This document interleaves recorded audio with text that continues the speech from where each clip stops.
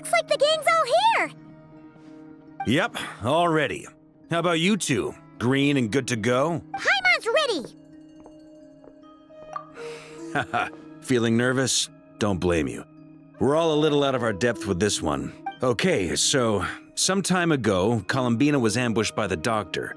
It all happened pretty fast, and the last thing you saw was her vanishing into the moon's reflection. Yes, though at the time, all that the rest of us saw was the doctor using some kind of power. The next moment, Columbina had disappeared, and you were falling into the sea. We have to get Columbina back. And whatever the doctor's plan is in seizing the Three Moons Authority, we have to stop him before he succeeds. The Frost Moon Scions consider it our duty to rescue the Moon Goddess. I wasn't expecting so many others to come to our aid. So I want you to know that you have our utmost gratitude. Great. Well, first things first. Wait. Someone's here. We heard your footsteps. Although... You've been here for a while now. I take it you followed the Traveler, but I don't sense any ill intent in you. Come on.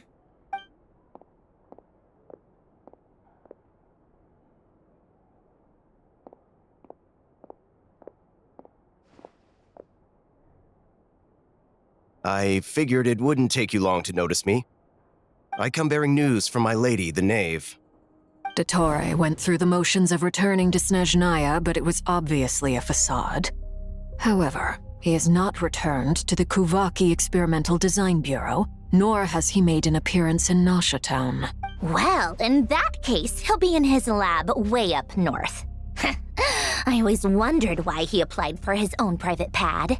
He was planning this all along. Tell them that Sandrone and I will go on ahead. If they still intend to pursue this matter, they should meet us at the research center in the northern tip of Notcry. Nice of Columbina's two best friends to think of us. We appreciate the heads up. Our sincere thanks to the Fatui for your aid. Lady Damselette may have left our organization, but at least some of her colleagues remain genuinely concerned for her well-being. Not to mention that the doctor's increasingly cryptic conduct gives us great cause for alarm. We have crossed swords many times before, but it's not personal. We're just on different sides. We don't lack humanity. And so, as fellow friends of Lady Damselette, it's only right that you should be in the know about this. Arlecchino's situational awareness has saved us a lot of trouble. I'll leave the map here with you. If you do decide to head to the research center, please proceed with caution. And remember, at least while you're in Nodcry, Lady Arlecchino's subordinates are your comrades if you want them to be. This is very accommodating of you. We can't thank you enough. Just doing my duty. I shall take my leave now. If you need us, you'll find us at the Experimental Design Bureau.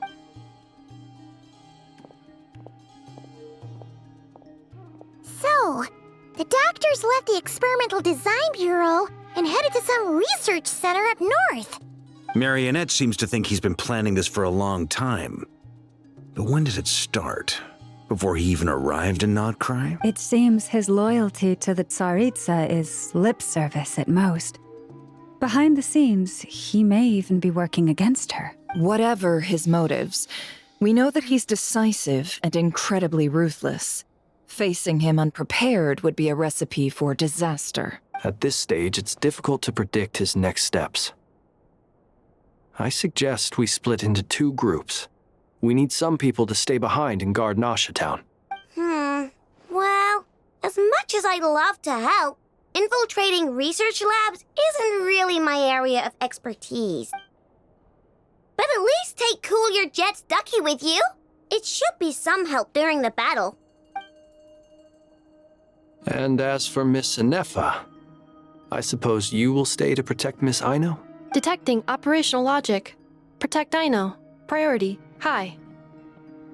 Just in case, Servarka, I think it would be best if you stayed behind as well. You can leave the research center to us. I mean, I would have said the Knight of Berea should probably be out on the front line, but okay, fine. Leave Nasha Town to me. Be careful out there, okay? If things get out of hand, fall back right away. Yehodo will be on hand to assist you. In my absence, she can handle any intel gathering work. You got it, boss. You guys make sure to get back here in one piece, all right? We will. Things are moving fast. We'd better head off soon if we hope to keep pace.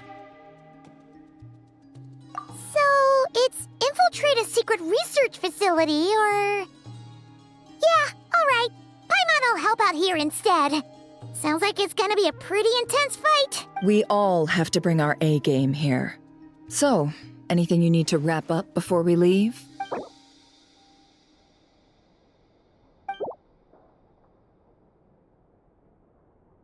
Then you'd better get going. Very well.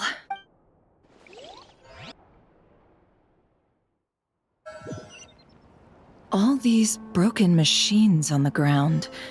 Someone got here before us. Could it be Arlecchino and Sandrone?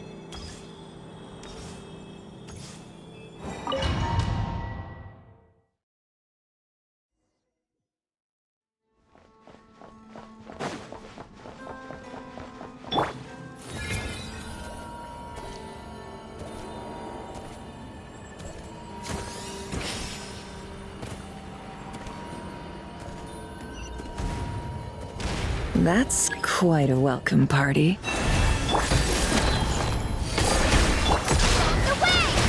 Observe.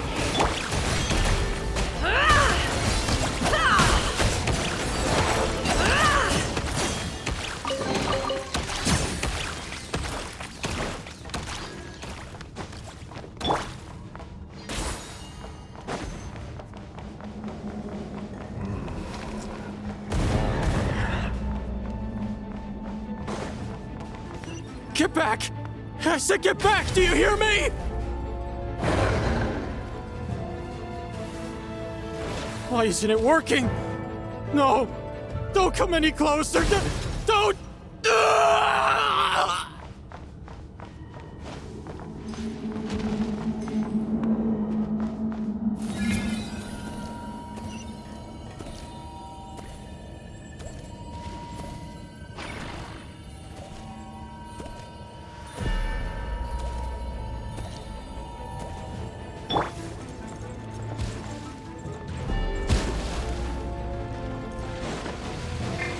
Beware the creatures of the night. Be silent. By the frost moon of old, forest. It all falls into place. You poor souls. May your spirits find peace. Grab that key on the ground. We'll probably need it at some point.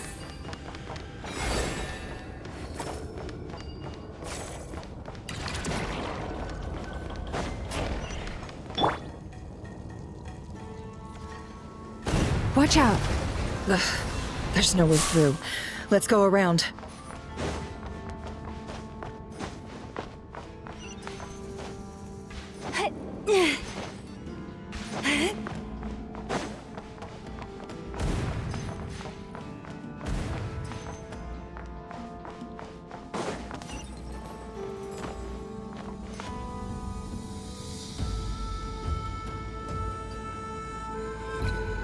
What the?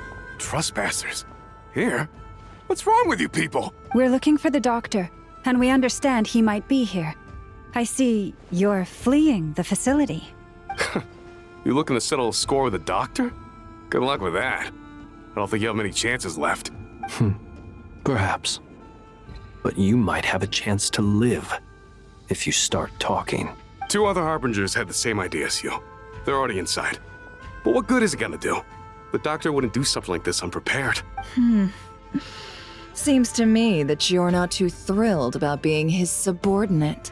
Also, is it just me, or do I sense monsters nearby? If you'd prefer their company to ours, that can easily be arranged. We need to know what the doctor is up to. Please, if you know anything at all, tell me. This is about more than us versus the doctor. His actions could have consequences for all of Nodcry. And perhaps even your homeland, Snezhnaya.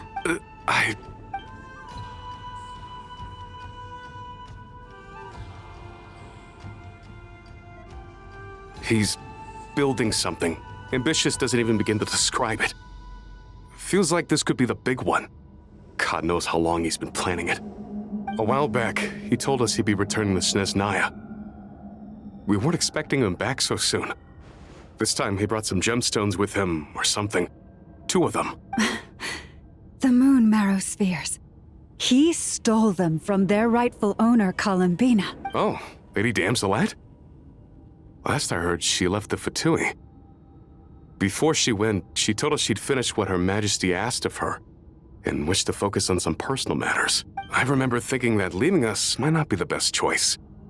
I mean, I always looked up to the captain the most, and... Back when this all started, the higher-ups dispatched 3 units to Nodcry to execute their plan. They were led by the Doctor, Marionette, and the Damselette, respectively. I was a part of the Damselette's unit to begin with. She never really interacted with us much. In fact, she seemed sort of detached from everything. Not because she was distracted, just felt like she was indifferent to the world around her. Like she had no stake in anything that happened. She always seemed like she was staring off into the distance. Almost as if she didn't see anything worth living for in the present, so she had to look further afield. That's right. She always used to stare up at the sky. The Doctor used to stand nearby and watch her. Apparently they got along well at first, but somewhere along the way, she grew wary of him. Started avoiding him as much as possible. After she left, everyone in our unit merged with the Doctor's. He's similarly indifferent to the world, except when it comes to the moons. He seems to have big plans for them. Right now, obtaining the 3 moons is his #1 priority. He even said, if he can only get his hands on 2 of them, he'll create a 3rd one himself. How would he create an artificial moon marrow? Maybe the knowledge he gained from the Hyperborean phantoms has something to do with it. Thank you for cooperating. We appreciate the level of detail. I get the sense that you'd serve under Columbina again if you had the chance. Would that be fair? No, she's no longer a Harbinger. As a member of the Fatui, my loyalty will always belong to the Tsaritsa. I'm only telling you all this because I don't completely trust the Doctor. His actions do not align with the goals that first brought us to Nodcry. I understand. We'll do everything within our power to stop him. The Knaves unit is based at the Kuvaki Experimental Design Bureau. Maybe you can seek refuge with them. Well, now we know what's going on here. Artificial moon marrow. He's likely well on the way to completing it. Dottore's technological capabilities are far more advanced than I thought. I fear this could get ugly. Everyone, prepare yourselves.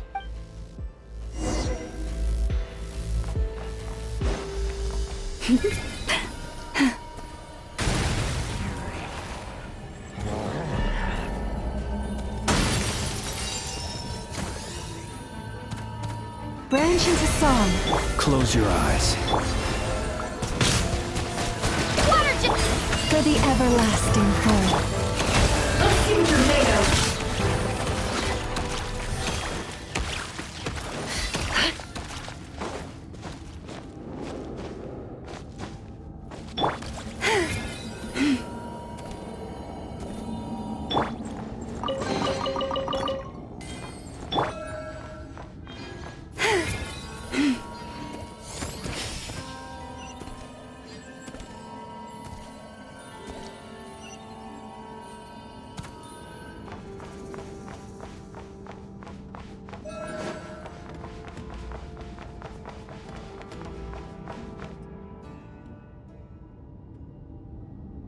Welcome, one and all. I've been expecting you. I hope my humble research facility is to your liking.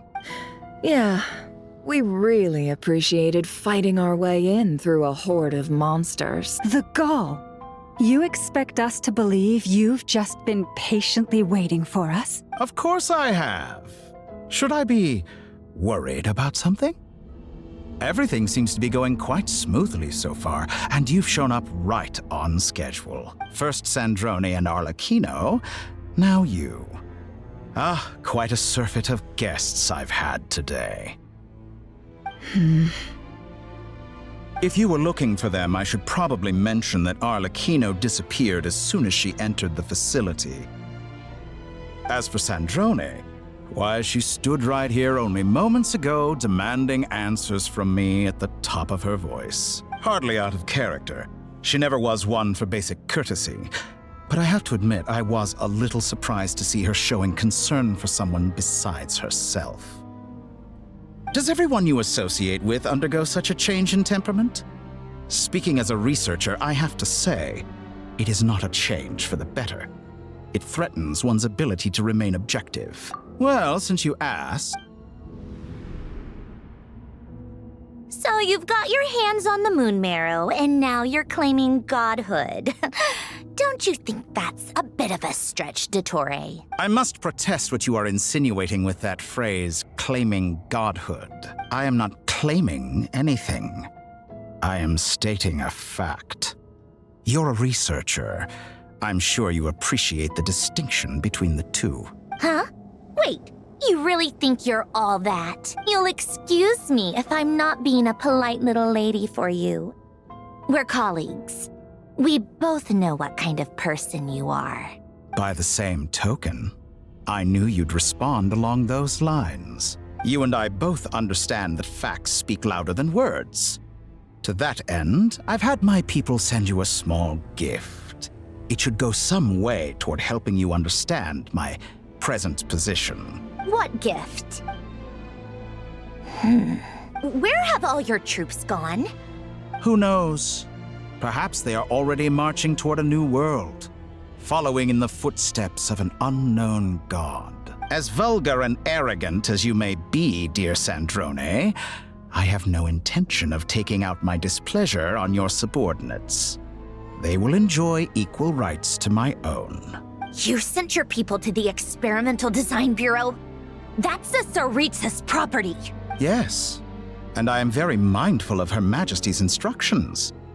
But you know full well that they do not conflict with my present goals. In which case, all I'm doing is conducting another one of my experiments. Is there a problem with that? Now then, you have a judgment call to make. Am I simply lying to stall you? Or is it possible that every word I am saying is the truth? In which case, your subordinates really are in danger. So now you've turned on fellow Fatui soldiers. You're completely insane. I have set a new rule for myself. Each person gets one chance. Naturally, that includes you, Sandrone. If you wish to leave, I won't stop you. We are colleagues, after all. Scumbag!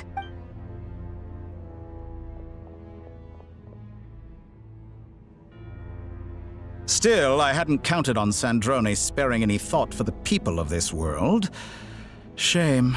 I always found her self-centeredness to be one of her few better qualities. How can she ever hope to achieve greatness when she's so obsessed with protecting her little design bureau? It's more than a little disingenuous to speak of achieving greatness while taking hostages.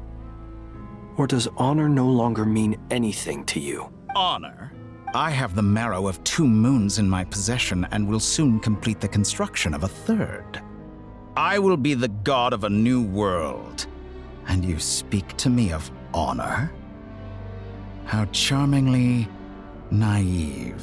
Those are sacred relics. You do not deserve them. In my view, many in this world do not deserve to be alive. And yet, I mercifully permit them to go on living. Do I not? You'll come to regret your actions. Will I now? Let's see if you can make me.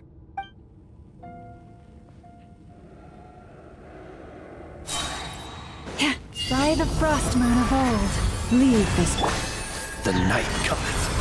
Observe, be silent. Target acquired. The mystery unravels. It all adds up.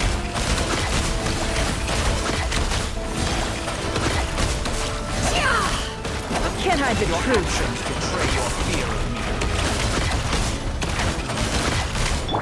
Forest, Close your eyes.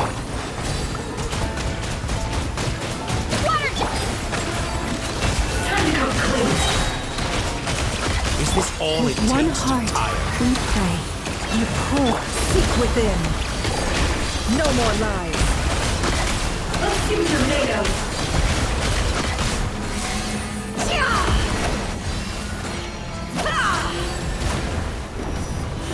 Arlecchino! Thanks for the assistance. Arlecchino? They see you as an ally? What a farce. You're clearly here to destroy my research, not me. I'd say your research is more valuable than your life. Am I wrong?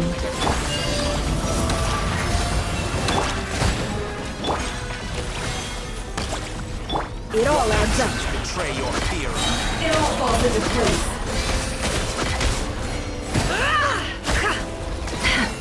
The deception ends here.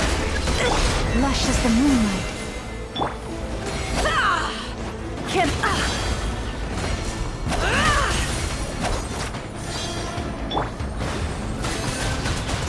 Water jet! Wipe out! Observe. Night falls. No more lies. It all falls into place. By the frostman of old. The mystery unravels. It all adds up.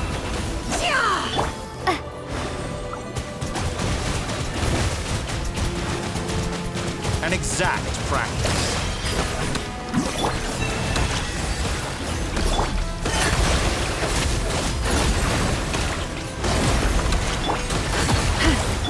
No more lies. Let's see what you're made of. Playtime's over. The real experiment begins. Can't hide the truth. Dottore is too powerful with the artificial moon marrow in his arsenal. Fighting him is futile. Quickly!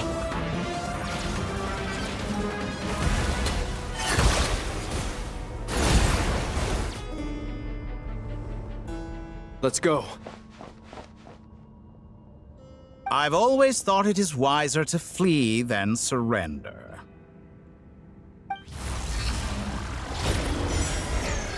Watch out! What the?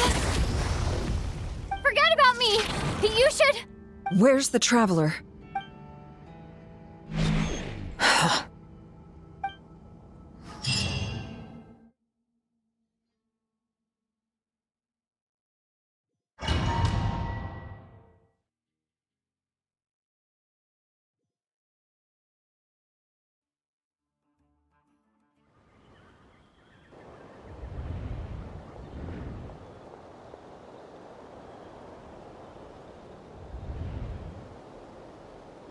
What just happened?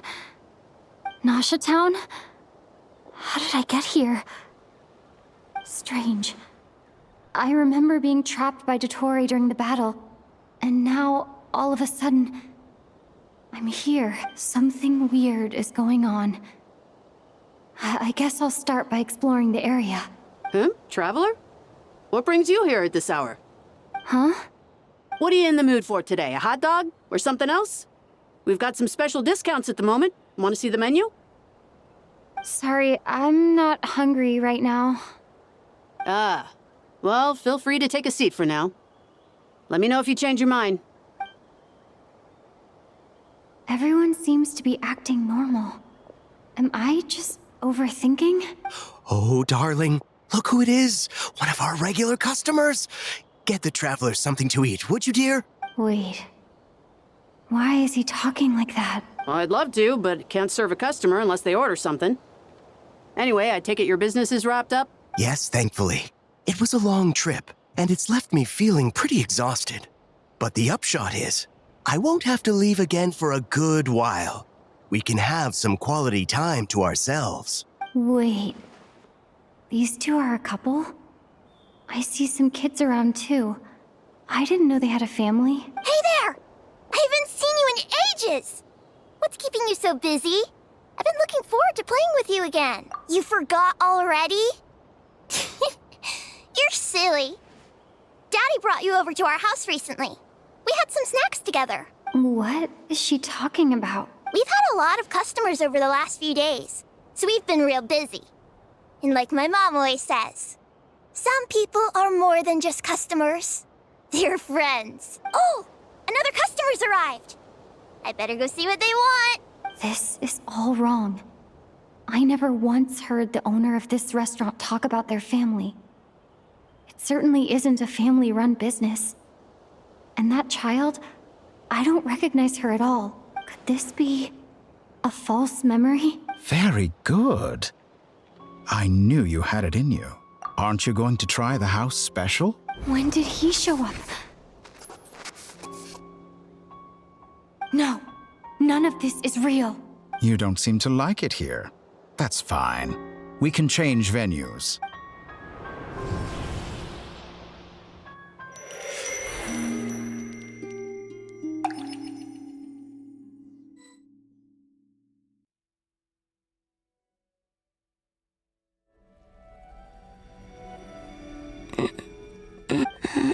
I'm still alive.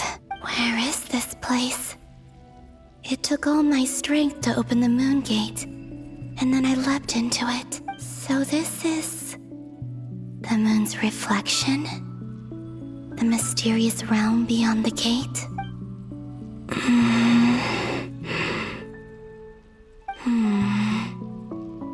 I can't sense anything.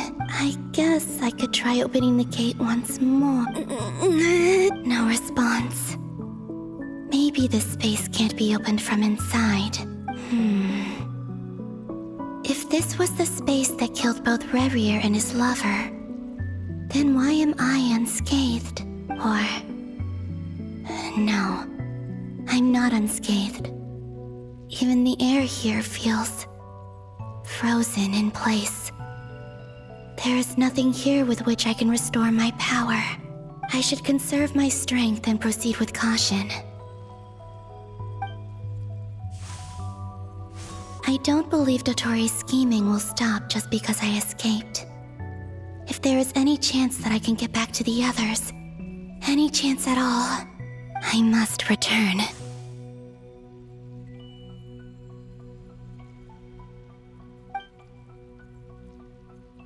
Emptiness, silence. What is this place? Or maybe the real question is, what is it for? What's this? Looks like it responds to my power. Golden. Like Kuvaki. Is it some sort of guide? And why does it feel so familiar? I might as well follow it.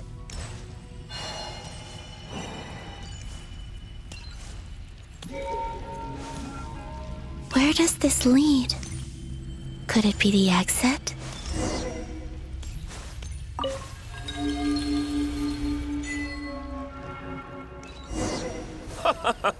Welcome home, Moon Goddess. Is this Nasha Town? But isn't Moon Prayer Night over already?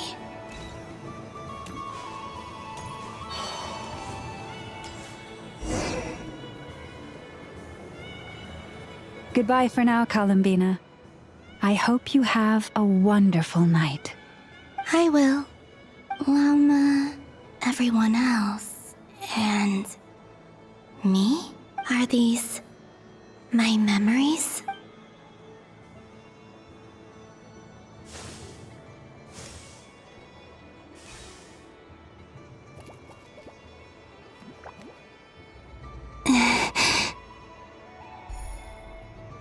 I can't touch them. It's as if we're separated by some impenetrable power.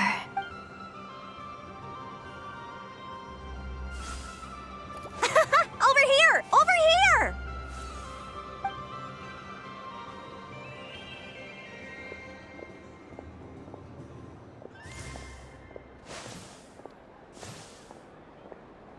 But the people in these memories pass right through me. Just like when I disappeared. If only I had known what would come to pass after that. Even so, I should still take a look around. Just being back here, it gives me the strength to keep going.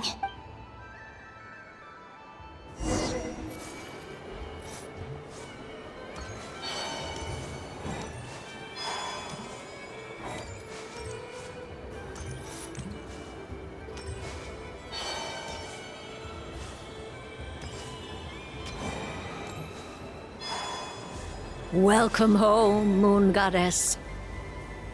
Oh, you're the genuine article. Alice was right. This moon prayer night was worth watching after all. Oh, yes. That was the fortune-telling stall run by Barbaloth from the Hexen Circle.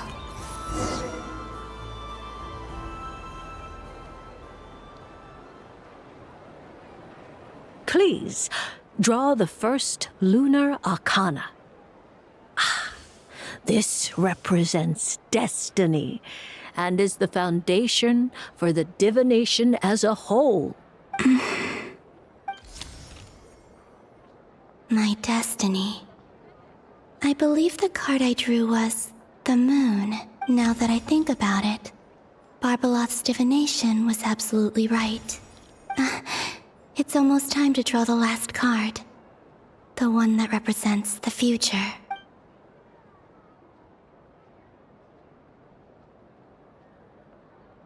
That was the card that popped out on its own. From here, I think.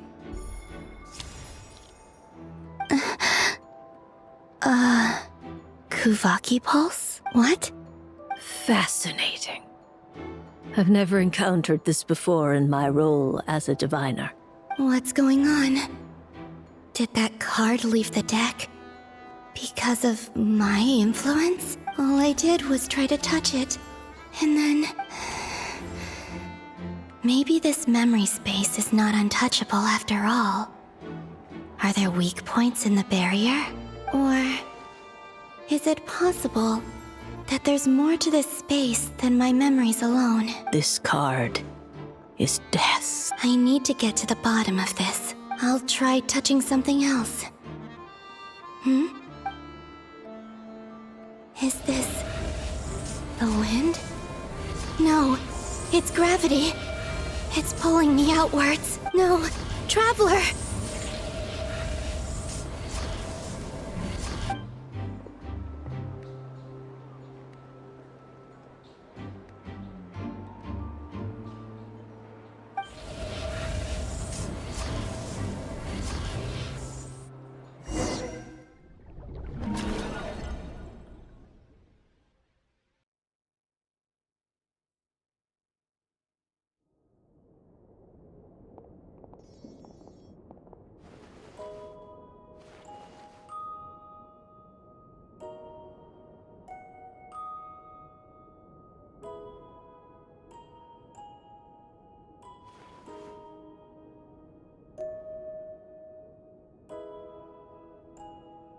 Haimon, listen to me. From the bottom of our hearts, we are so sorry.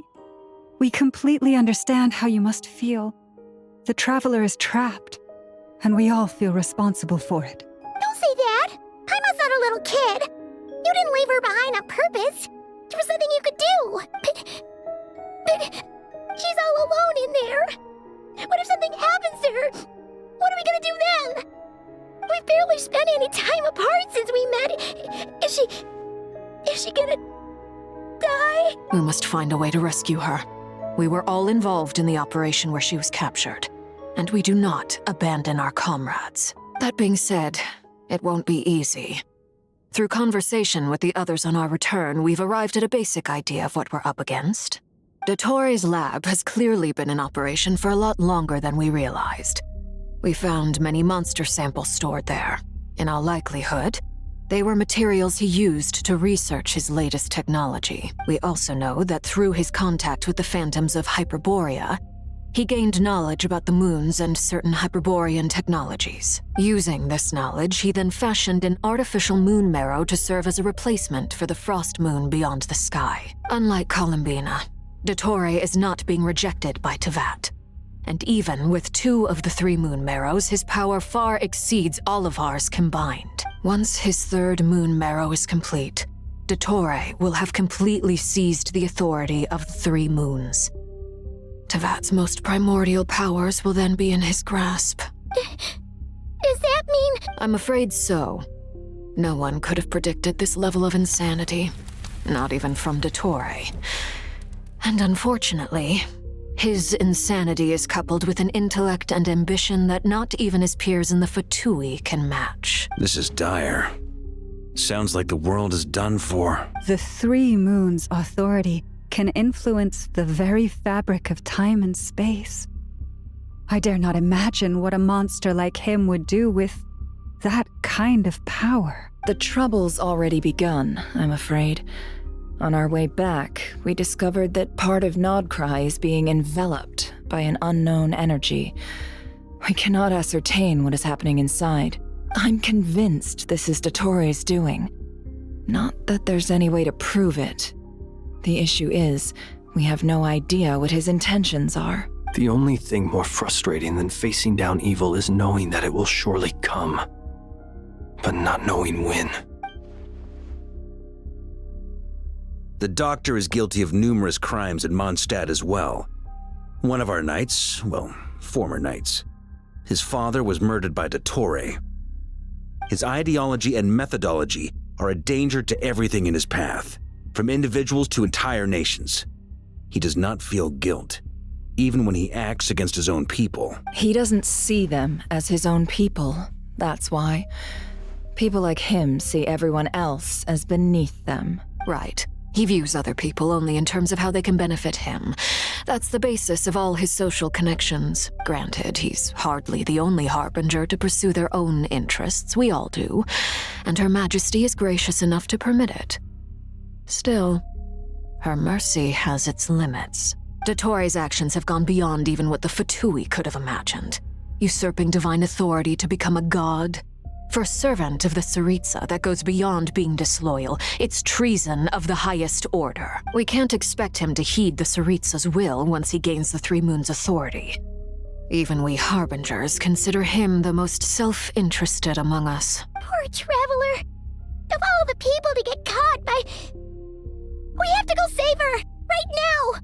Please! We gotta find a way! Paimon, I promise you, we are with you all the way. I get how you feel.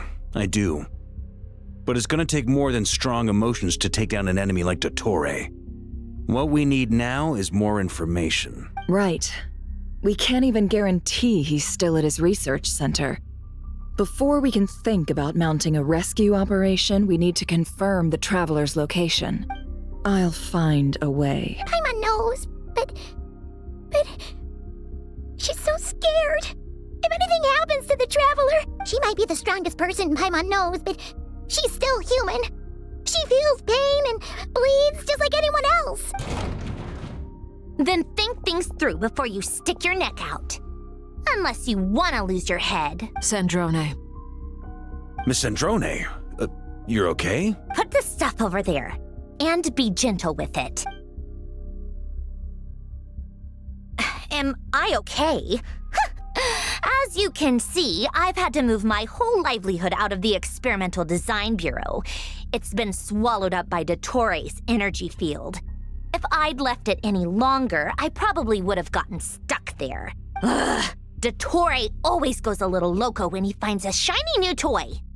Not that he'd ever admit that. But this time, he's gone full psycho.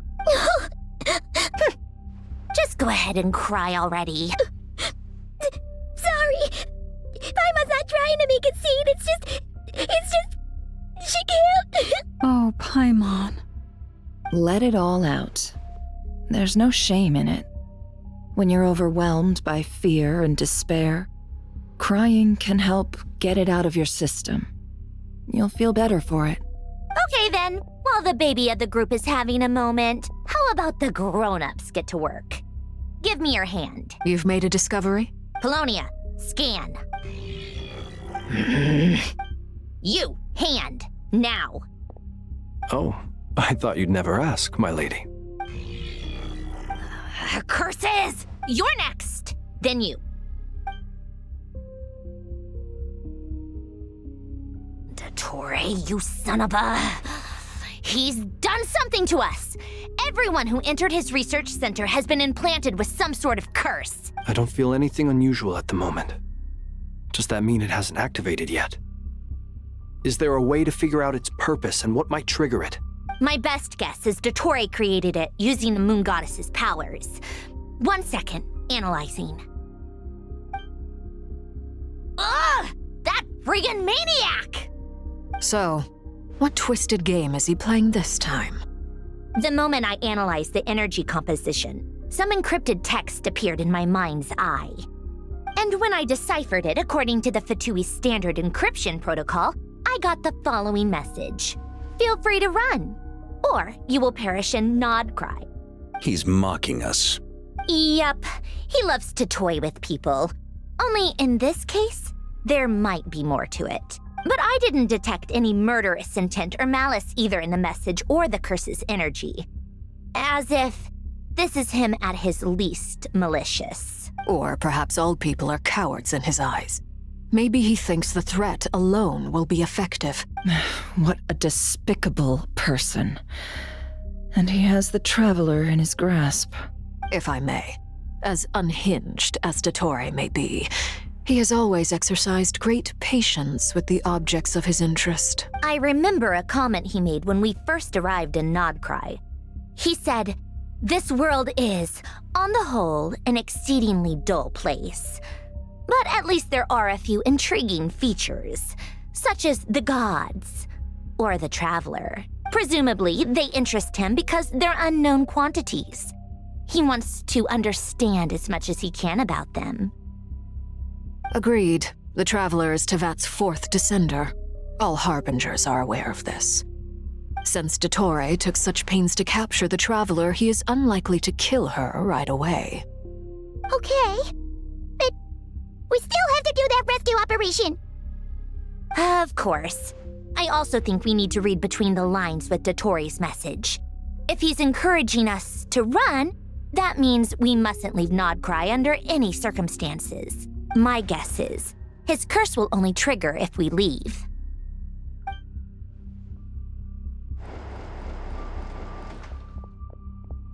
We've discovered multiple energy fields. Albedo is still attempting to analyze their structure. He told me to report back first. Each field is slowly growing, swallowing up more of the surrounding area in the process.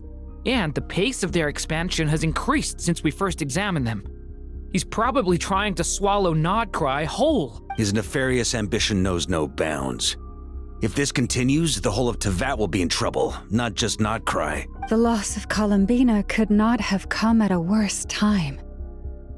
Do we think she's truly gone for good? She entered the space beyond the Moon Gate, knowing what became of Rerir and Thelindis. I'm sorry, but I fear the odds aren't good. Don't be ridiculous. If I know her, she's busy finding a way back as we speak just so she can annoy me. She isn't dead. Whatever has become of her, the fact remains that we are two comrades short on the eve of a decisive battle.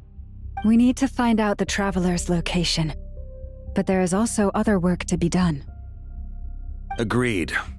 Whatever dottore's planning, we have to get the local populace somewhere safe. So, as well as a rescue mission, we have to organize a mass evacuation at the same time. It would be best if someone could approach leaders of neighboring nations and negotiate emergency asylum for Nodcry's inhabitants. Can anyone handle that? Snezhnaya is one option. I'll see what I can do.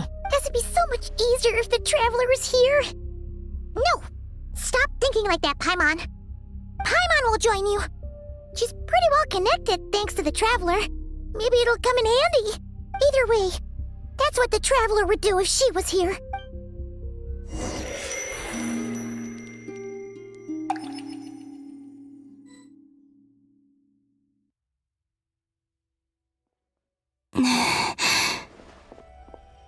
Back here again. That gravitational force that pulled me back.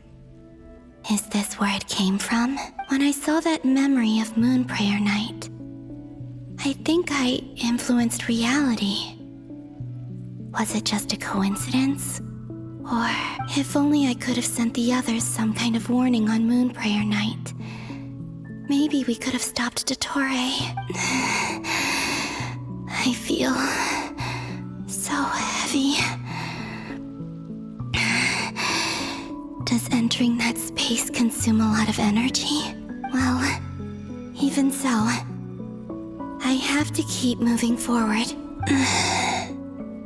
Back to emptiness and silence again. I should try and find my way back inside that memory.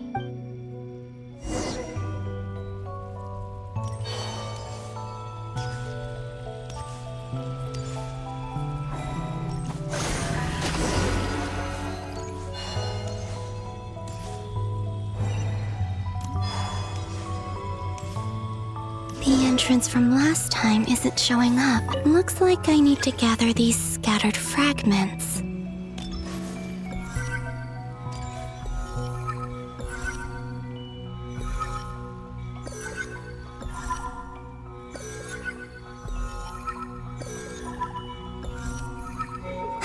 It worked! Hopefully I can stay inside for a bit longer this time.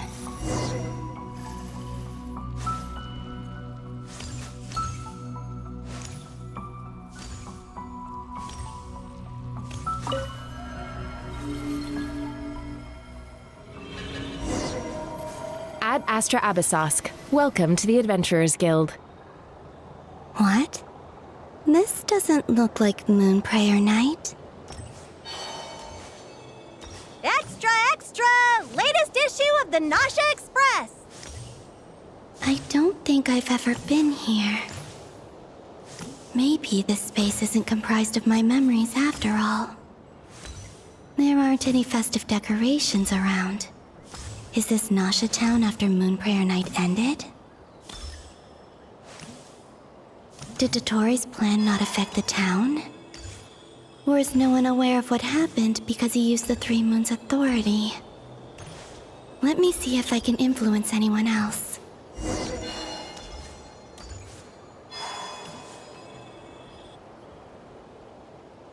So, what do we do next? Wait, that voice. Paimon? The most important thing right now is to find that mage. Lauma the Traveler and Mr. Varga are here too. I'd better go pay the Fatui a visit. Traveler!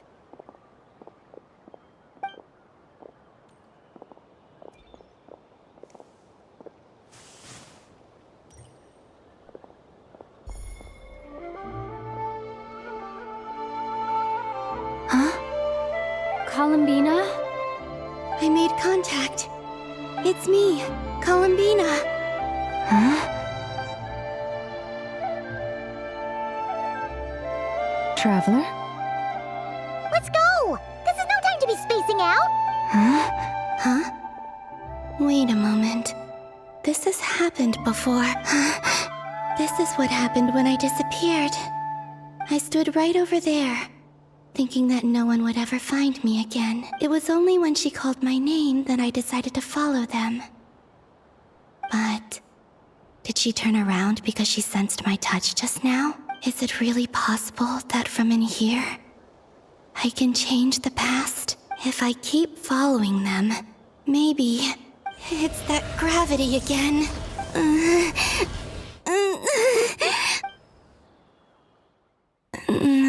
Every time I influence reality within that space, this force intervenes and pulls me back. It's as if it's trying to stop me from leaving. I'm getting weaker and weaker. I'll just have to try another approach next time. Come on, Columbina. Keep going. You have to tell everyone what happened.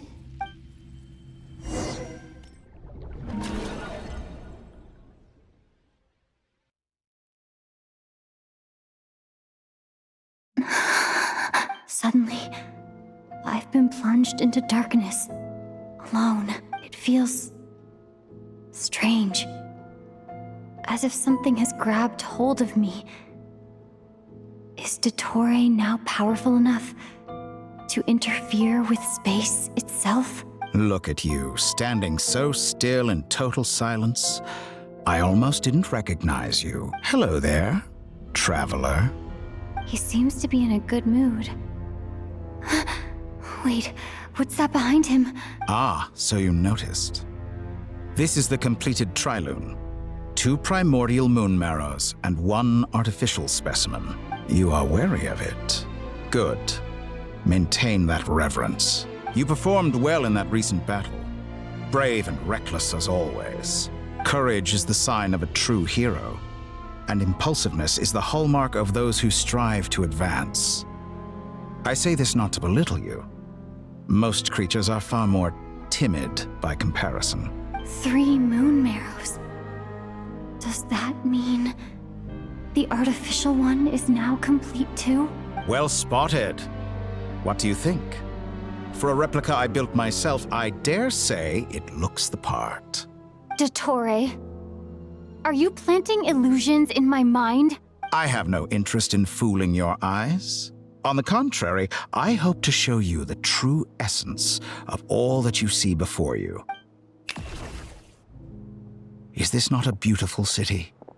People live in peace and find joy in their work. The streets are safe. People can even leave their doors unlocked at night. You might say it is the Elysium everyone dreams of. All available data indicates your values and worldview conform with the mainstream. This kind of society should be quite to your taste. False beauty is deceitful. Lies are to no one's taste. I wonder, is it your moral standards that are too high? Or your expectations of reality? Answer me this. If someone existed in a sweet dream from the moment they were born, a dream in which they never once felt pain, which do you think they would consider superior? The dream or the reality? That's pure sophistry. It has nothing to do with your actions. As I suspected. You have yet to understand all of this for what it really is. What do you want from me? You sound impatient. Do you think the only reason I'm keeping you is because I want something from you? If it's not, then why haven't you killed me yet? No one can stop you if you're as powerful as a god. I'm delighted you recognize that fact. I believe we last squared off in Sumeru. Ah, the memories. How time flies. You and I have both grown. I'm not surprised that Arlecchino and Sandrone worked with you. You've always a way of slowly but surely ingratiating yourself with all levels of society. People laud you as a hero, but I suspect there's more to it than that. Oh, but to be clear, I don't say that to flatter you. Do you always give your opponent an appraisal before you deal the final blow? Call it a long-time habit. I'm a researcher, and one of my duties is to give an objective assessment of my subjects. But you misunderstand. We are not opponents. Not at this moment. I just want to talk.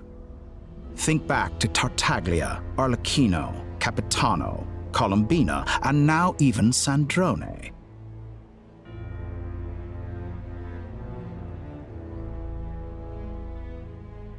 You've worked with each of them in the past.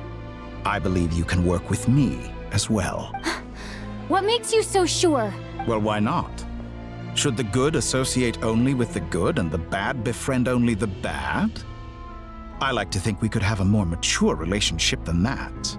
Surely you don't think all your relationships are grounded in friendship or shared ideals. People come together because it benefits them to do so. If you think of the people you admire, you must surely admit that they have provided some benefit to you. Morality, ambition, dreams. People have plenty of words to embellish the nature of their relationships. But once you break free from those ethical frameworks, you will see that the only thing connecting the two of you is mutual benefit. And that is what I'd like to talk to you about. We're finally getting into it. He's probably been planning to kidnap me for a long time now. But for what exactly? He has the authority of all 3 moons. I won't be able to gain the upper hand in a fight. Best if I pretend that I'm willing to negotiate for now. You say you're a god, but you also speak of mutual benefit. What could a god want that the 3 moons cannot provide? Excellent question. But before I answer, I would ask you the same thing. Gaining Columbina's allegiance was a rare and extraordinary feat. But the Moon Marrows are now in my hands, and I have the edge over her. For this artificial moon is not being rejected by Tevat. Her identity and lineage may have been a thing of glory in the old world, but they were also shackles that prevented her from ever integrating into Tevat. I, on the other hand, you may view me as a thief, but I have overcome that limitation. So what is it that the Three Moons cannot grant you? What stops you from negotiating with me to get what you want? I don't make deals with lying psychopaths. That's quite an accusation. Are you expecting me to get angry with you? Well, this is one aspect in which my personal growth has served me well. In the past, my less mature self might have been disappointed, perhaps even angry, over a small setback like this. Like when you and Lesser Lord Kusanali joined forces to oppose me, for example. But things are different now. Just as the rich do not quibble with the poor, I no longer find myself perturbed by these trivial affairs. Human relationships end with conflicts of emotions and interests. But relations between humans and gods are different. And ours is even more unique. I have ascended to the highest heights and laid claim to unprecedented horizons. And you were no ordinary person to begin with. Allow me to show you the world, Descender.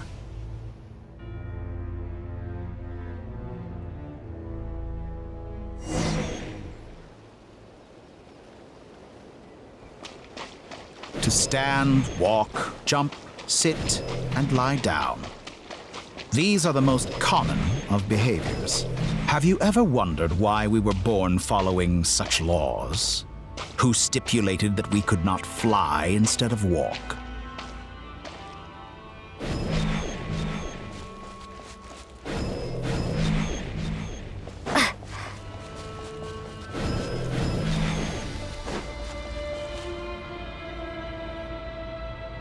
Someone of your talent and experience must surely know of the four great rulers who serve the heavenly principles.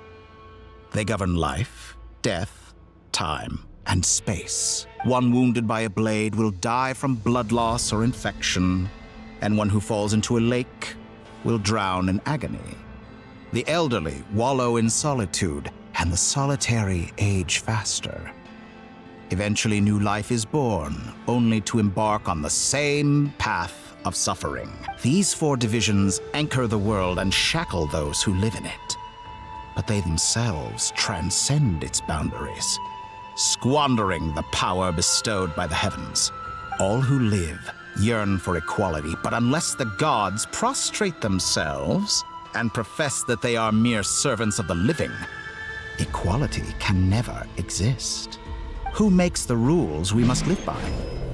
Who has the right to restrict us? The limits of the body can be rejected.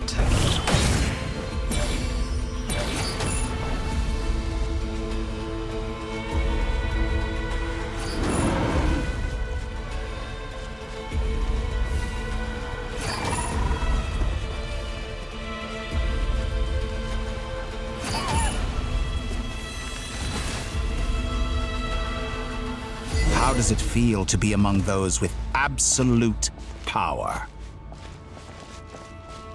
You cannot conceive the extent to which your flesh hinders your mind and spirit.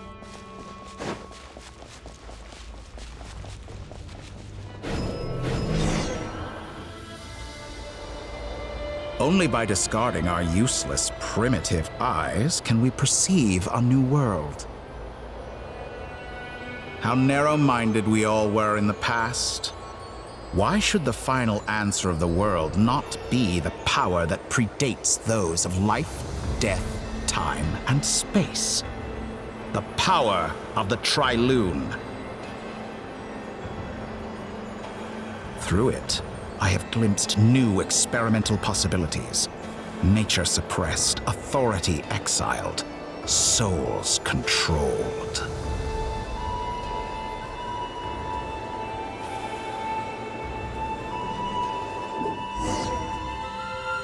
You know, I heard recently that a group of critics reviewed countless stories and drew an interesting conclusion. They found that it is more often than not the villains who strive tirelessly to push the boundaries of progress. In fact, long before this, someone voiced a similar idea in an academia editorial. I felt a great affinity with this perspective. I have never been afraid to step up and play the role of the villain. Fanatics are trampled down for their transgressions, and those who transcend are rebuked for their audacity. And so, the majority of creatures are too timid to follow my lead. But all sacrifices made during my experiments have been worthwhile, as you can now see. I can offer you something new, something unique, precisely because I am a villain. Think about it. We are eternally bound through mutual interest. Can you truly say you would never turn to malice if it could give you the life you dream of? After all, what value do perfection and purity really have? They are fragile and feeble things, utterly tedious. I say, better to be governed by a flawed humanity than a gnosis. The true seeker of knowledge is the villain who undergoes countless tribulations in pursuit of their goal. I'm sure many people have told you that you're different. Because I'm a descender? Exactly. Very clever. But what has that got to do with you? I do not conceal my wicked deeds, my selfish desires, or my greed. A true researcher must act as I do if they are to understand and speak of the truth. And yet, a knowledge seeker like myself will inevitably grow tired of studying Tevat beyond a point. You have traveled to all corners of the world and met many people. Along the way, there have been moments when you were misunderstood or even became a wanted criminal. And all the while, you have spent your days doing some of the most mundane jobs in the world. You fight and toil, claim minuscule rewards from my friend Pantalone, then you fight some more, winning some battles and losing others as your search goes on. And this cycle continues, with no end in sight. Surely you must sometimes grow weary of being stuck in this same loop day after day. We're completely different. I embrace everything that life throws at me. I am engaged in every step of my journey. How does that make us different? I too embrace what life brings, researching everything that interests me. Think of all the novel things I've managed to create, like the artificial moon marrow. Don't you see? As unique a specimen as she was, even Columbina is not irreplaceable. Take that back! She's gone because of your actions! I didn't say that to anger you. Though admittedly, I don't see what there is to be angry about. Anything Columbina could do for you, I can do better. I know what your ultimate goal is. You wish to walk the path your brother walked and seek answers from him at the end of that journey, don't you? Someone like you could never understand what it feels like to care about another person the way I care about him. Perhaps not. But that doesn't mean I can't help. I could find your brother right now, bring him before you, and make him give you the answers you seek. Don't be so presumptuous. You'll never begin to understand the situation between us. Oh, no. This is no presumption. I'm only offering what I know is possible with the power of the Trilune. But it seems like you would sooner continue with your journey through this world. Why? Do you truly desire this journey? Or is it simply a necessary process from which you cannot escape? Think of all the time and energy you have spent, everything you've had to endure just to make it this far. Is this really what you want? Or has your hand been forced by the promise of that final answer? Yes, you have made many friends. But do they ever spare a thought for the void in your heart and what it yearns for? What you want is not friends. It is family. But do they know this? I, on the other hand, am far more considerate. Join my experiment, and in return, I will bring your meaningless journey and all its struggles to an end. This is a malicious attempt to manipulate me. But at the same time, he's stating some very human truths. Of course, he's right about my predicament. How can I deny it? I have faced ungrateful strangers, never-ending troubles, an endless quest for answers. I want to see him. After everything I've been through, words can't describe how much I miss him, how much I want to be reunited with him. Wherever you are right now, do you miss me too?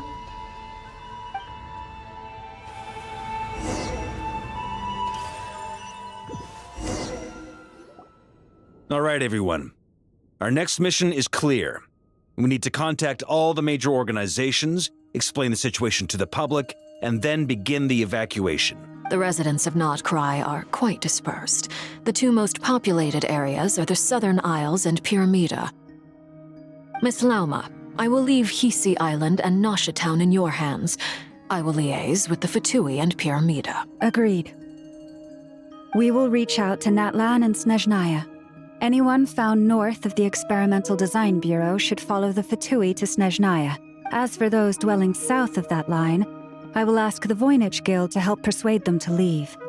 Then I, Mr. Varka, and the Frostmoon Scions will escort them to Natlan. The Voynich Guild has dealings with the Curatorium of Secrets. I will send them a letter vouching for your credibility. Yehoda, you should help Lauma. This is too big of a task for one person. My wish has come true. You're willingly lending me your most capable employee for the day. Well, good for you if all this only takes a day. Of course, if it takes any longer, I'll be charging a fee. Boss, wait! Don't I get a say in this? Oh, I'm sorry. Something to add, Yehoda? Well, no one's more important to me than you, boss. And remember how Lauma healed your eyes after that big battle? I think that's worth at least 2 or 3 days' work for the Frostmoon Scions. Are you completely incapable of acting in your own self-interest? Or do you simply devalue your own labor? Are you sure you don't want to come with us? Who will see to our other work if we're all busy evacuating residents?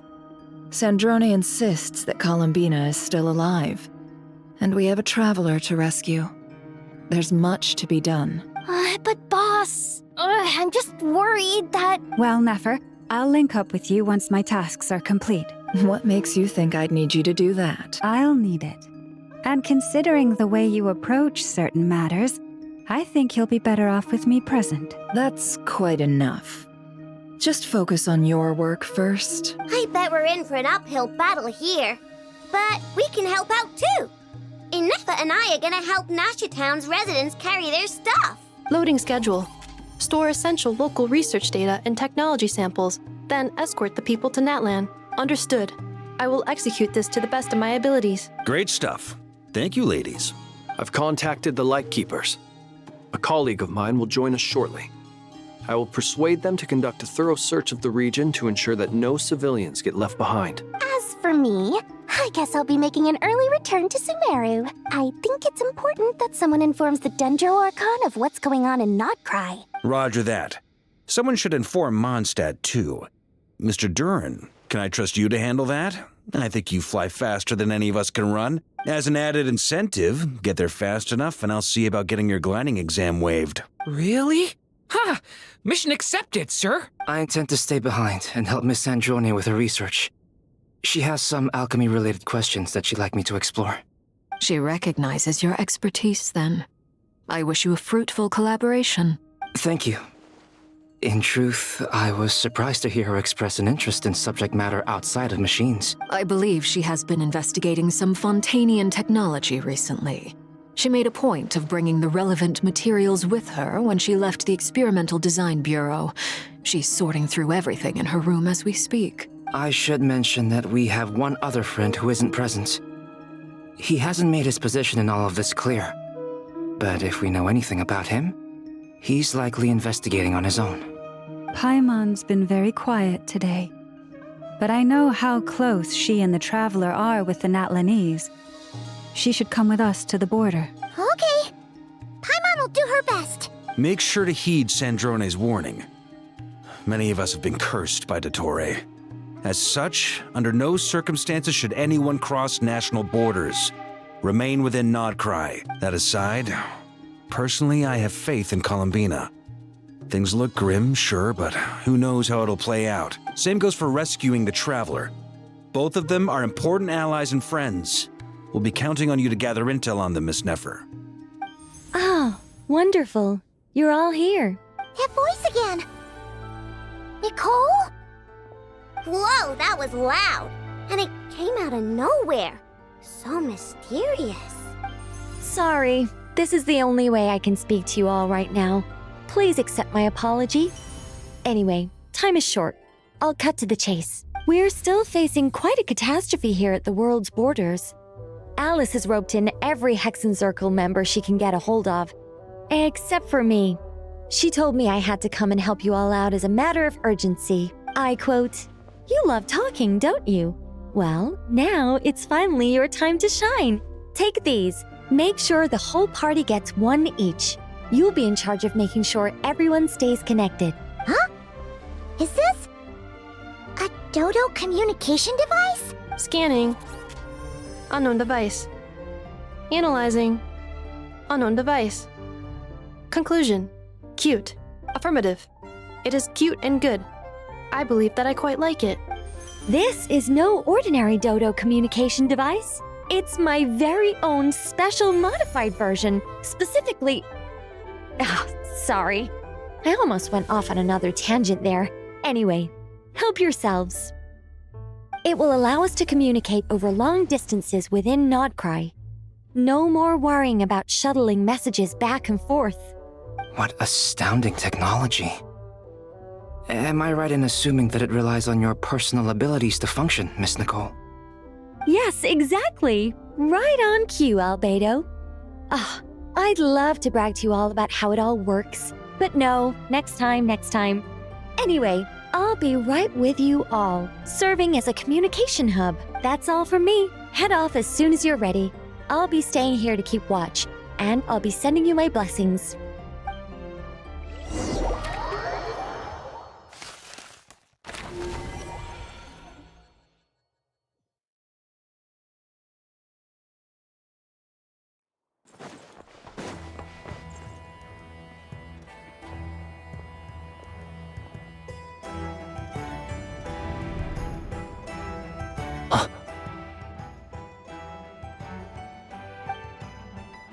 Sir Flint. Perfect timing. I just arrived myself. You are most considerate, Master Ilua. But in fact, I know you have been sitting here for quite some time. If you saw me, why didn't you say something? I was curious to see how long you could sit still for. Also, shouldn't you have managed to sense me approaching? That would be a first. You always seem to appear out of thin air without making a peep. Also, how many times do I have to tell you not to address me as master? I don't qualify. I beg to differ. Why should a young man so well-versed in social graces as yourself not be worthy of that title? Please, Lord Flint's... Sir Flint's.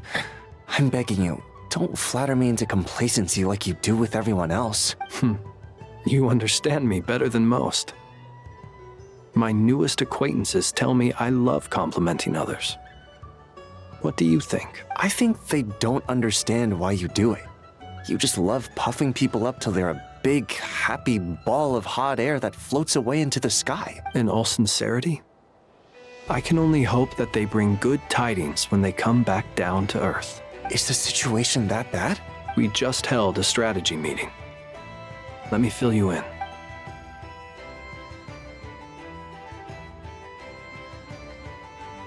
In short, we need everyone gone from Pyramida. We also need a team of Lightkeepers to scour the more remote regions of Nodcry for civilians to evacuate. I only hope we have enough personnel. We do. Old Man Nikita will definitely help, and we can recall anyone out on patrol to focus on this instead. Good. I'm sure you and the others will make short work of this. Now, don't forget, Once you've completed this task, make sure you and the rest of the team evacuate to either Snezhnaya or Natlan as well. Flint? If you've got something to say, Master Ilua, why not guess what I'm thinking right now? You mentioned that you have something else to deal with later. How difficult is it going to be? I doubt it will be easy. I know you're a Lightkeeper, and it's your duty to protect others in times of crisis.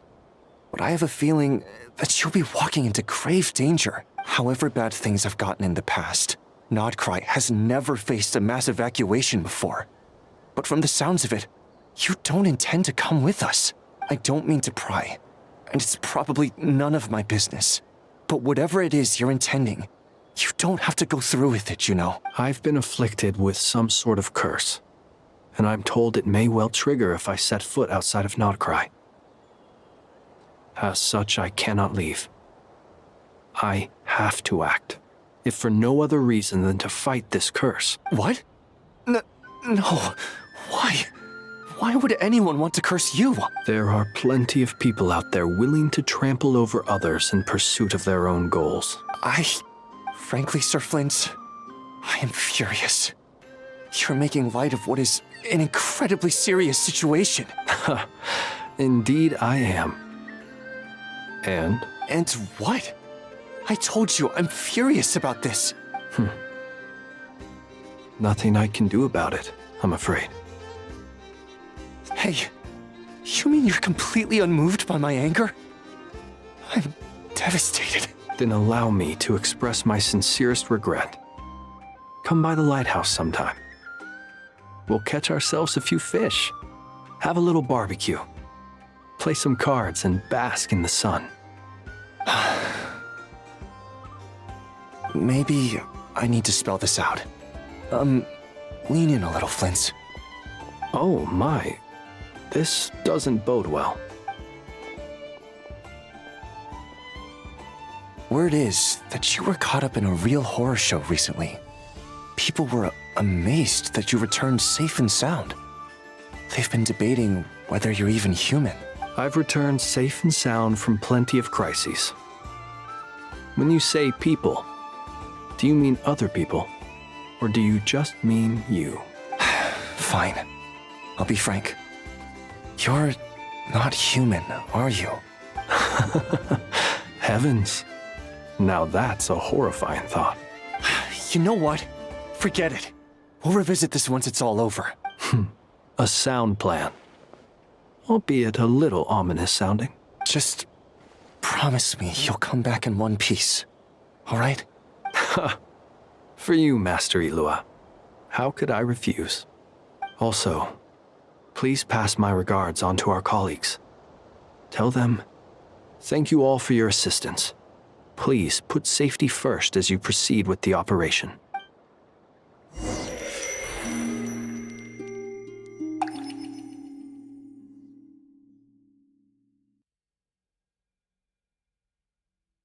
I have to keep searching for a path toward reality.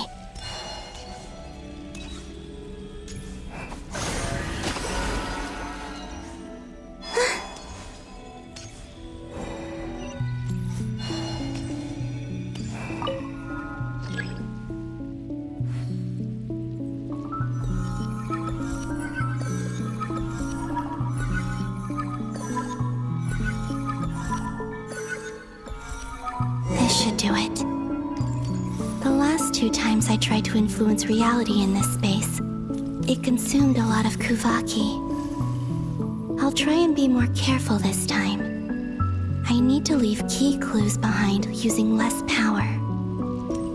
I hope everyone still remembers what I said on Moon Prayer Night.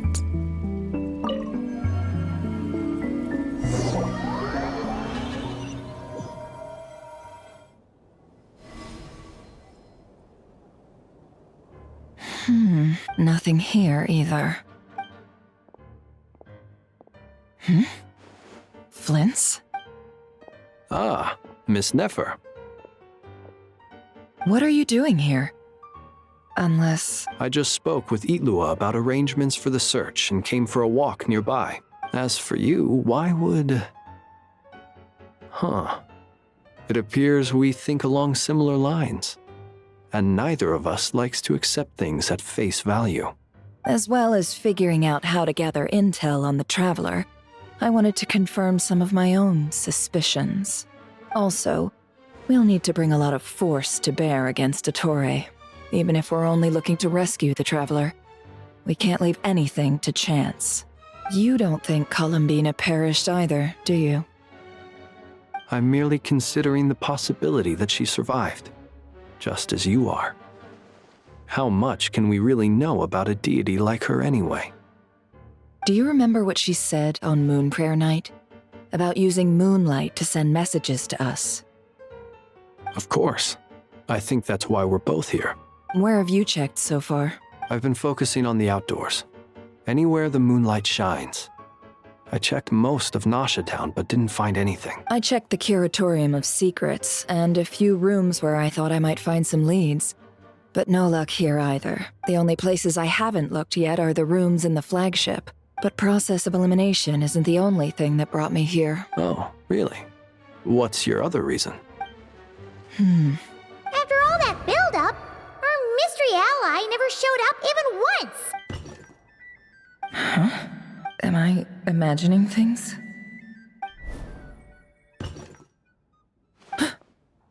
Come on, let's see what's going on. Oh no. I knocked over a vase as soon as I came in. It must have been caused by a Kuvaki fluctuation when I entered the space. Although, it seems like I'm not about to be pulled away this time. It looks like as long as I'm careful with my actions, it doesn't count as influencing reality. Anyway, is this the flagship? The Traveler mentioned that's where she was staying. I only went into the lobby last time, so I've never actually been here before.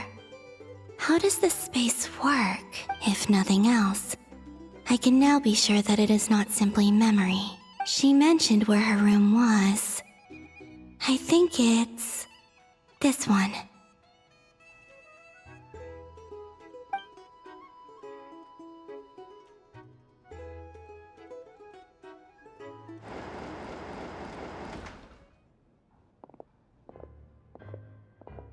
The door is closed. But if this is anything like when I disappeared, then maybe...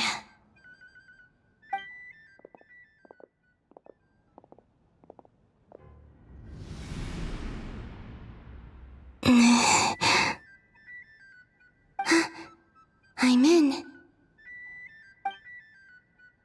She and Paimon aren't here at the moment. I hope she's okay. I wonder what happened to her after that battle with dottore. Best not to dwell on that for now. I need to try and leave them some clues. Please, Traveler. I really hope you find this.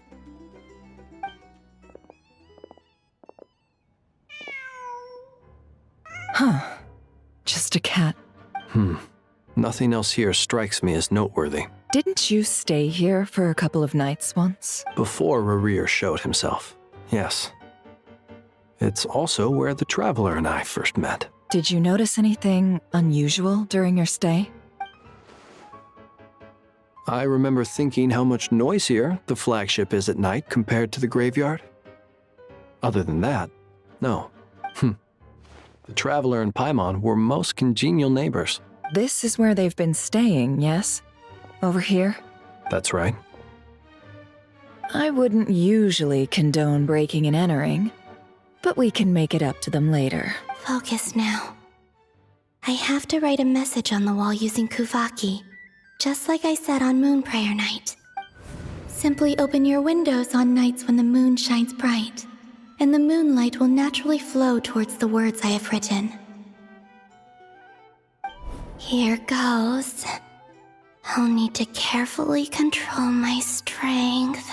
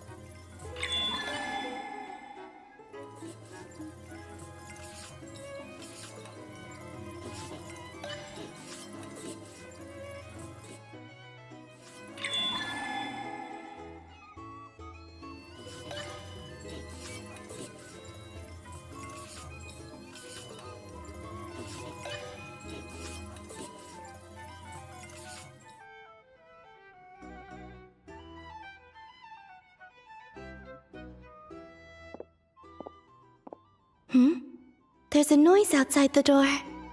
Is she back? Please, you have to see these words.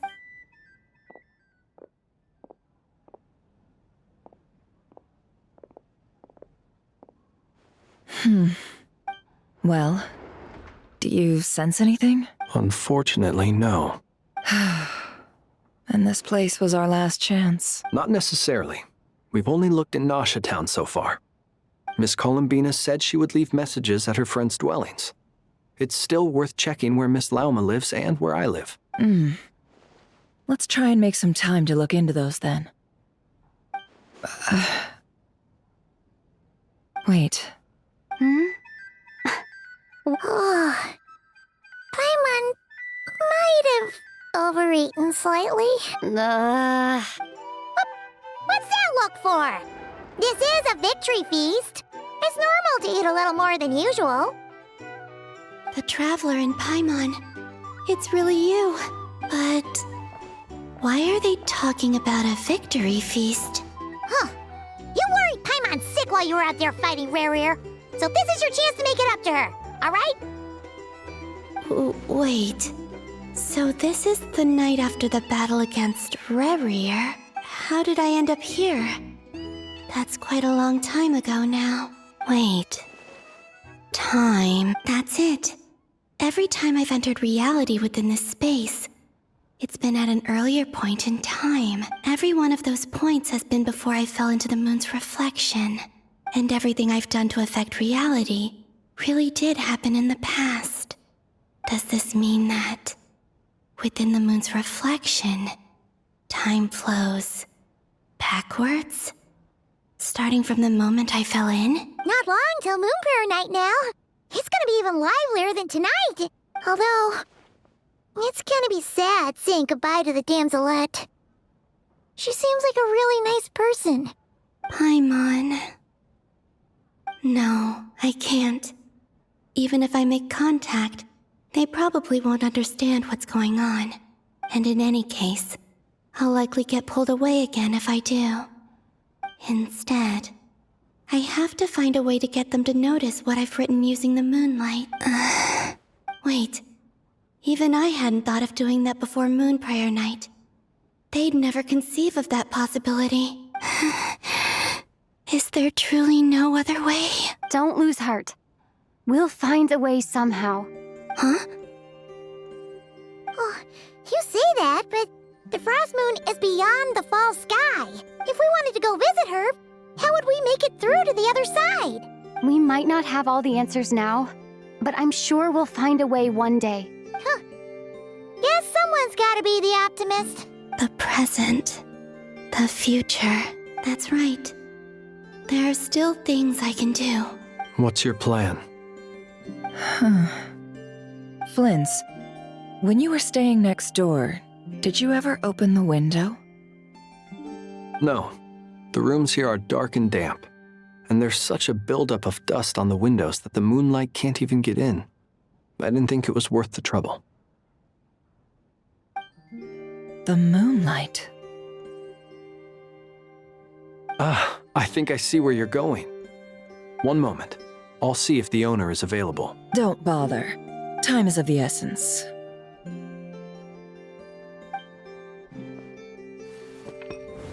Time. Even if no one sees what I've written at this moment, maybe someone will remember what I said after Moon Prayer Night.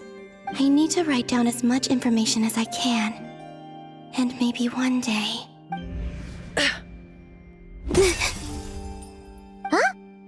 What's up with you? You can't even hold your cup steady. Are you getting tired?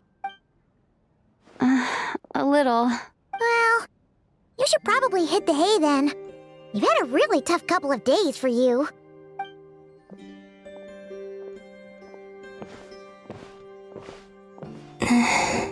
You truly have. You helped defeat Rare, helped me reclaim my name, and you helped the others organize Moon Prayer Night. Wherever you are right now, I'm sure you're still fighting against the injustices of fate. This is all I can leave for them. How I wish I could stay here, but it's time for me to go. I hope to see you again in the next time, and if the opportunity presents itself. I will surely return to your side. Huh. Columbina. She's alive. Not only that, but she's left us an entire wall's worth of clues. She even wrote down what would happen on Moon Prayer Night. It's just a shame we found it too late. I am here. Time in this place flows backwards. I am constantly moving forward. It sounds like she's found a way to influence the past using Kuvaki, but her future is our past. So, these words have been here ever since we defeated the Reikir of Solnari. We just never discovered them. Which came first, the chicken or the egg? Do you ever mull over questions like that? Only when I'm in a good mood and at leisure. Well, I never do. Everything that has happened already belongs to the realm of fact. As a business person, and especially an intel broker, what I do is extrapolate from those facts to try and read the future. An admirable philosophy. It's a means of survival. Let's go. We have a wall's worth of clues to share with the others.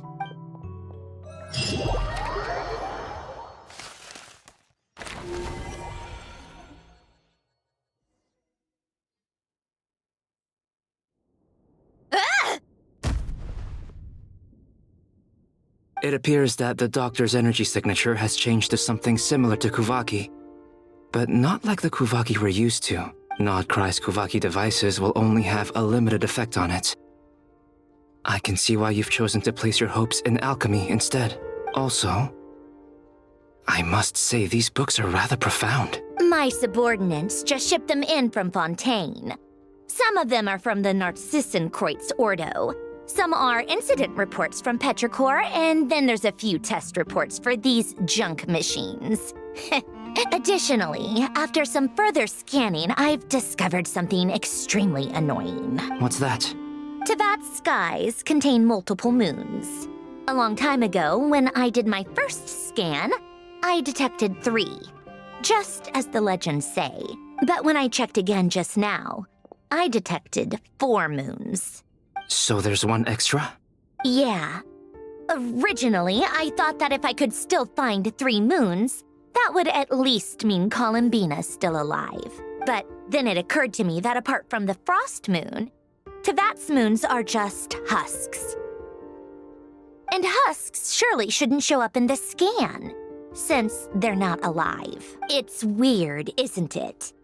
If we can't even distinguish between a dead and a living moon, how are we supposed to know whether a moon goddess is still alive? Or does this mean that the moon marrows are equivalent to the moons themselves? It's certainly possible. In which case, the 4th moon you detected may be Dottore's artificial creation.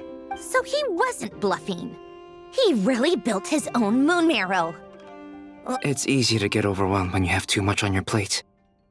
Maybe you need to relax. Perhaps try going for a walk. Or simply take a few deep breaths. Nothing can calm me down at a time like this. I need more time, and I need progress.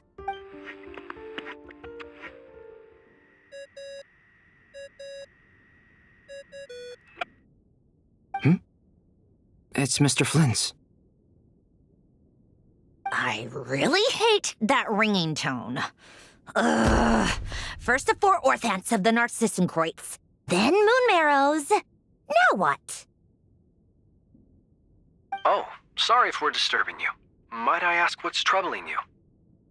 What do you want? We're busy.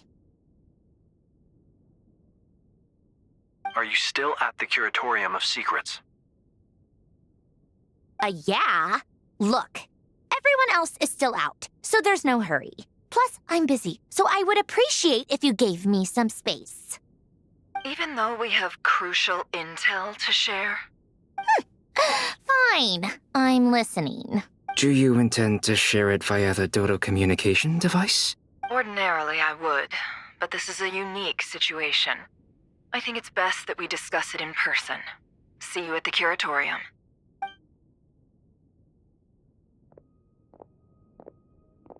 All right then. So, what's the situation? The rest of the team is still out working on their missions and evacuations, but we've decided to fill you in on the most crucial information first. Sandrone, you were right. Columbina is most likely still alive. That's the best news we've received in a while, by a long way.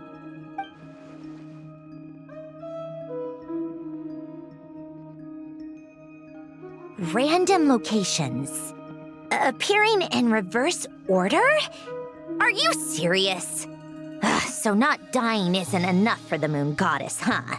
She has to show off too. Anyway, does this mean we can deduce her condition from the moon marrows? Miss Androne, there's nothing wrong with simply admitting that you're happy to hear the good news. I'm not. And she's the least of our problems. We're facing a huge crisis. If she can't control the flow of time in there, she's just gonna keep moving backwards. Different points in time won't intersect, and she'll never find a way out. Let's say life begins with a drop of water. When did time begin? The moment this planet came into being? No, that's not right. Her final destination would be the moment at which the space she is in was created. But it doesn't seem like we can influence that space from the outside world. So how can we help her? Also, if she's alive, Rerir and Thalindis might be too. But as far as we know, neither of them have come back out. That space may not have an exit at all. I'm afraid I must concur with Miss Nefer in this. Can't exactly argue with that. Let's leave it there for now. I've taken notes on everything you said. Will it help with your research? I doubt it's gonna help with breaking dottores energy fields. But who knows when it might come in handy. Better to have it all written down than try to remember everything when I need it. All right, I need to get back to my research. Mr. Albedo has made a lot of suggestions that will require my undivided attention. Sure, I'll stay here. I have things to work on.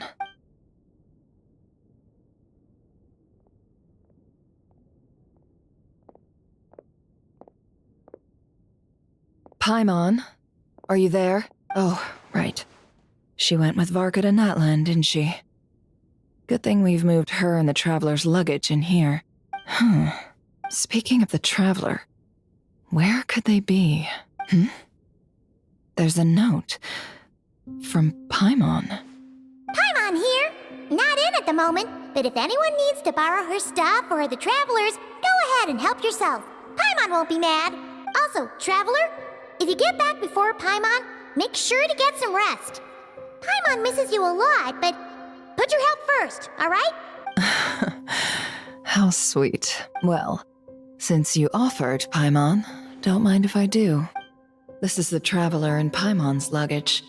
All the items they use day to day are here. It's well organized. I wonder which of them is responsible for that. What do we have here? The camera captured a special moment that can only occur between people who are close to one another. You can really sense how the photographer feels about their subject. I wonder why this picture was placed outside. Is it because Paimon recently looked at it?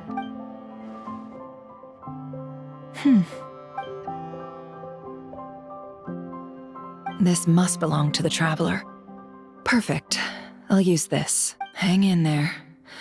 We'll find you.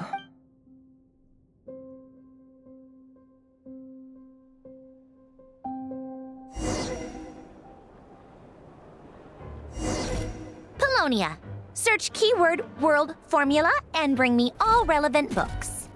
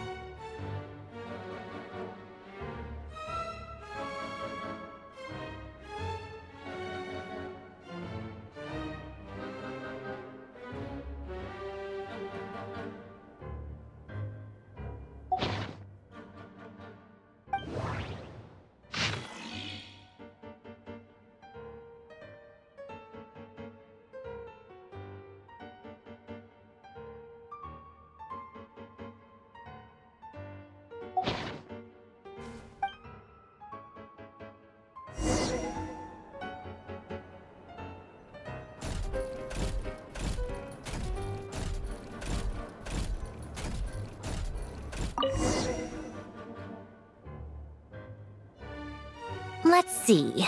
This one is on Tonki's sermon dictation concerning the apocalypse. I believe that the correct term for this is Fortuna. This was an ancient Romorian technology, a wisdom unparalleled. I never imagined that Romorian ideas would be so similar to the diagram I have named, the world formula. This is strong evidence that human civilization should gradually shed possibilities as it continues to explore and evolve. The end of humankind may well be upon us right now. The sparks of civilization shall run out unless we consider introducing variables from outside the system. Variables. Surely that can only mean one thing. Descenders? Dottore likely captured the traveler because of her descender status. But the Three Moons' authority comes from the world itself. Why would dottore need anything beyond that? Where does this variable factor in? The world formula calculates the fate of an entire world. Introducing a variable would therefore give us...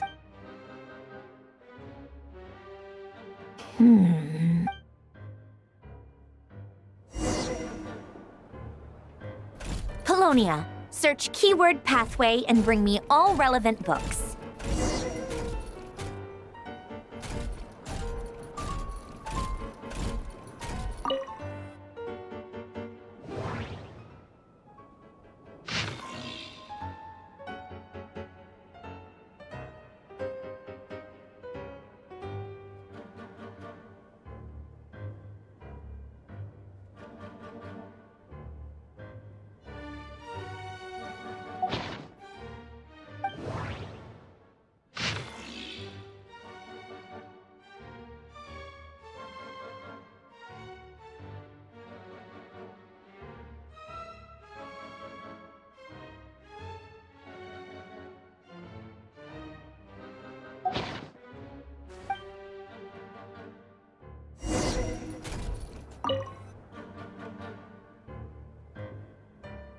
Otonki Sermon Dictation. Explications on the Chemical Marriage. These titles are pretty esoteric. Observe and compute the pathway displayed in the guidance diagram. Deconstructing and reversing its effects could generate potential ideas. So, it's one of Renee's draft lectures. Deconstructing the pathway.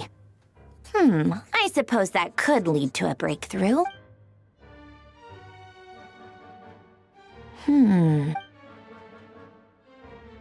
This is so long. This guy sure loves showing off his knowledge.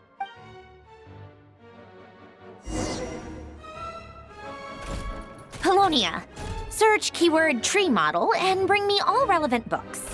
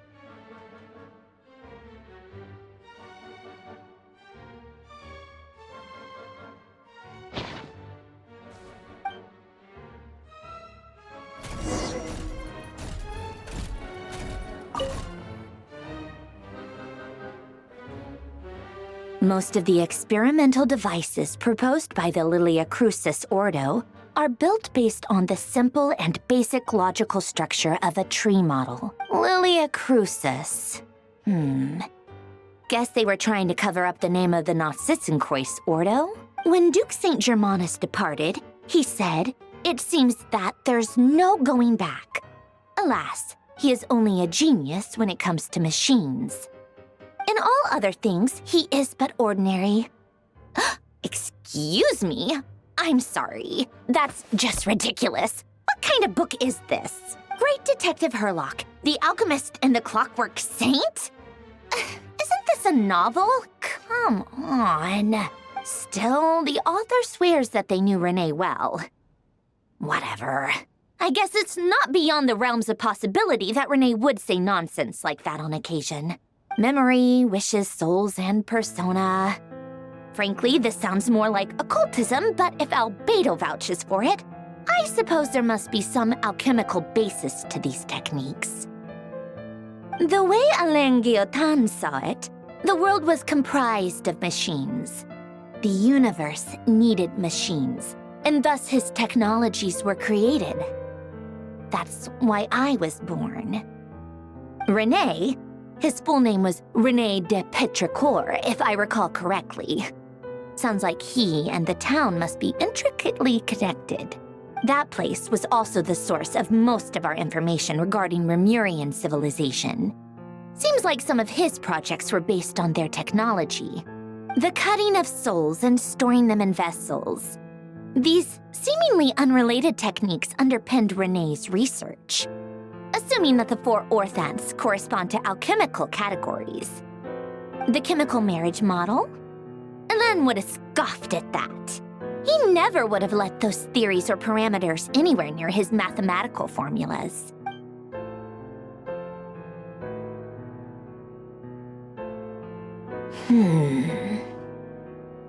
What was Alain's view on René? I know he mentioned the name, albeit very rarely. Oh, now I remember. Alain's old notes are here too. They mentioned René once. René seemed most out of sorts when he spoke to me. A lack of sweet foods has dulled his mind, I should think. Either way, his words are not to be believed. Yep, that sounds like Alain. My subordinates actually did a half-decent job digging out all these materials. Makes a change. Good for them. Some of Alain's old files are completely consistent with these records. He must have gotten them from the Tower of Gestalt. I never knew he got his hands on René's records that early. He may have kept them, but he never even attempted to use them. Didn't believe a word they said. Come to think of it, René's world formula was filled with calculations of constants. That shows he believed that the fate of the world to be predetermined. As for Alain, it's been too long. I forget what he said. What would he have said? A guy like him, fervent believer in machines, but not headstrong enough. The world can be changed. It is worth persevering. Yes, that's how he used to think at least. He created that procedure to save this world. Yet the scale of the world's fate proved too enormous. The result was beyond his ability to calculate. He died having never seen the outcome. And there I was, left behind in the ashes of his dreams. Did you really never take a close look at René's research? Or did you read it but deem his philosophy incompatible with your model? The very thought of trying to incorporate his ideas probably made you feel sick to the stomach. Well, don't worry, because there's a whole new category of lunatic in town. Next to dottore, every other madman looks sane. You once asked me what I wished for. Should have asked him instead.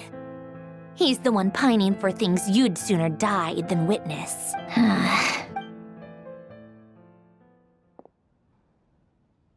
Even the tiniest variable can make big waves in the present. Now then, allow me to put these incompatible fragments together in your stead. First, establish and verify the existence of the Great Circle. Absolute nihil on one end, absolute reality on the other. Now, search between these two extremes. Then, the construction criteria. Variables. The sparks of civilization shall run out unless we consider introducing variables from outside the system. Input variables. Traverse the world, space-time, and civilization. Then extract the essential nodes from the records to determine which variables they point to. The primordial power that differentiated itself from the void. The power of light. Yes, light. Records. Hyperborea. This is so horrendously complicated. After all that, I'm still missing a few variables. I need to think this through again. How do you think it looks, Polonia? Like the frenzied scrawlings of a madwoman? Fine, keep it to yourself. It's not like you can talk anyway. I'll assume you gave it a passing grade. I jest. But true madness does often start with trying to save the world. What would Arlecchino and Columbina think if they saw this incomprehensible hen scratch? They'd probably have me institutionalized. So would Rosaline. She's been dead for a while now. When I close my eyes and think back, I can still see her face. And that enormous dress she used to wear. Such a bizarre choice. What possessed her? Oh, and the clack-clack of those heels used to drive me insane. No one's asking me, obviously, but I hope you all know that I never wanted to save the world. I'm not crazy. I don't have delusional ambitions, and that's a clinical fact. The world needs a solution, but I don't need the world's validation. It's the world begging me for answers, not the other way around.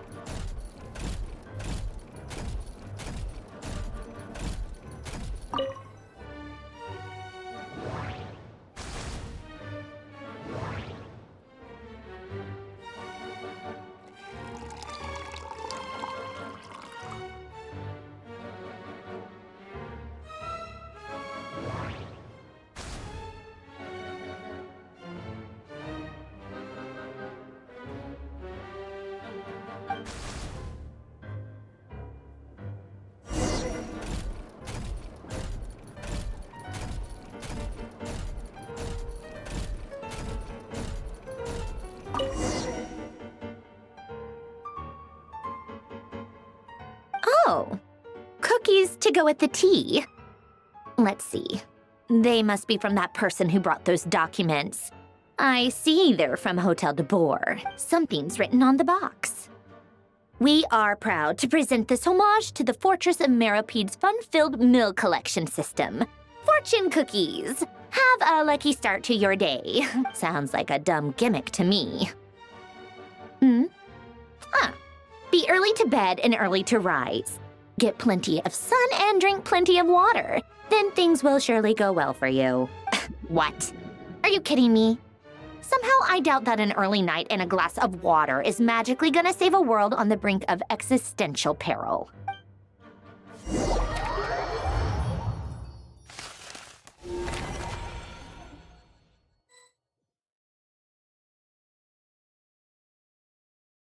Lady Arlecchino, word has reached us that Lady Marionette's troops are all in position. They are ready to act as soon as the order is given. Excellent. The only thing is, they are fewer in number than we expected. It looks like many of them must have lost their lives at the hand of the monsters released by the Doctor. Can't be helped. Allow them to join our ranks and keep in contact. As you wish.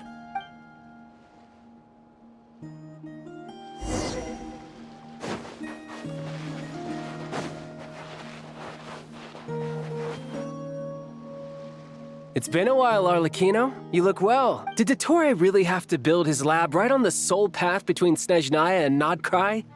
Had to go on a huge detour to stay out of its line of sight. Sounds like an arduous journey. I assume you've brought word from Her Majesty? Of course, all part of the job. Firstly, the Tsaritsa has authorized Fatui Internal Affairs to review dottore's case. They will reach a formal verdict on whether he has turned traitor and whether he poses a threat to Snezhnaya. While they're working on that, I've been ordered to come and receive the refugees from Nodkrai. They are nearby. My team will escort you to them shortly. Great. Aside from that, Her Majesty has a message for you and Sandrone personally. Huh? Where is Sandrone? She stayed behind to work since I was making the trip anyway. It seemed sensible to have one person on standby at base while the other came out to meet you. All right, guess that's just how she rolls. In that case, tell her that the Tsaritsa's decree this time is pretty awesome sounding. I think she'll like this one. Still, I wonder what... Wait, what's that? Did one of our troops turn into a monster? Take him out.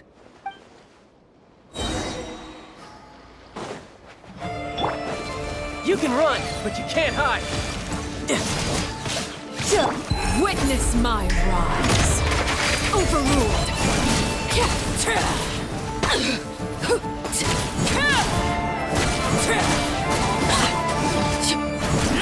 You've gotten stronger, Arlecchino. Nice.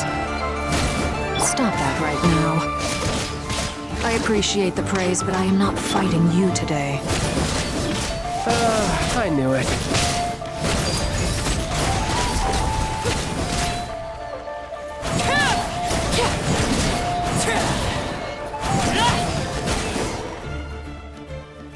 I can't believe it.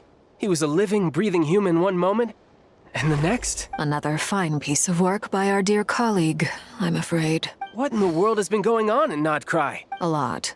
But long story short, dottore stole 2 moon marrows that should have belonged to Columbina, then built a 3rd moon marrow of his own to concentrate the Trilunar Authority in his hands. What? What do you mean he built a moon marrow? People build roads and houses, not moon marrows. What's his next DIY project? He's gonna build a god? You could stand to be less surprised. We are harbingers. The work we are engaged in makes the creation of gods seem mundane by comparison. I tell everyone who asks that you once crossed swords with Rex Lapis while serving as a key supporter for Rosaline's plan. But right now, you're acting like a common adventurer. Thanks for speaking up for me. Those 2 really took me for a ride back then. Then again, surely no common adventurer would manage to get tangled up with them the way I did. That's gotta count in my favor, right? It almost sounds like you wish to repeat the experience. I might have to lower my opinion of you. No.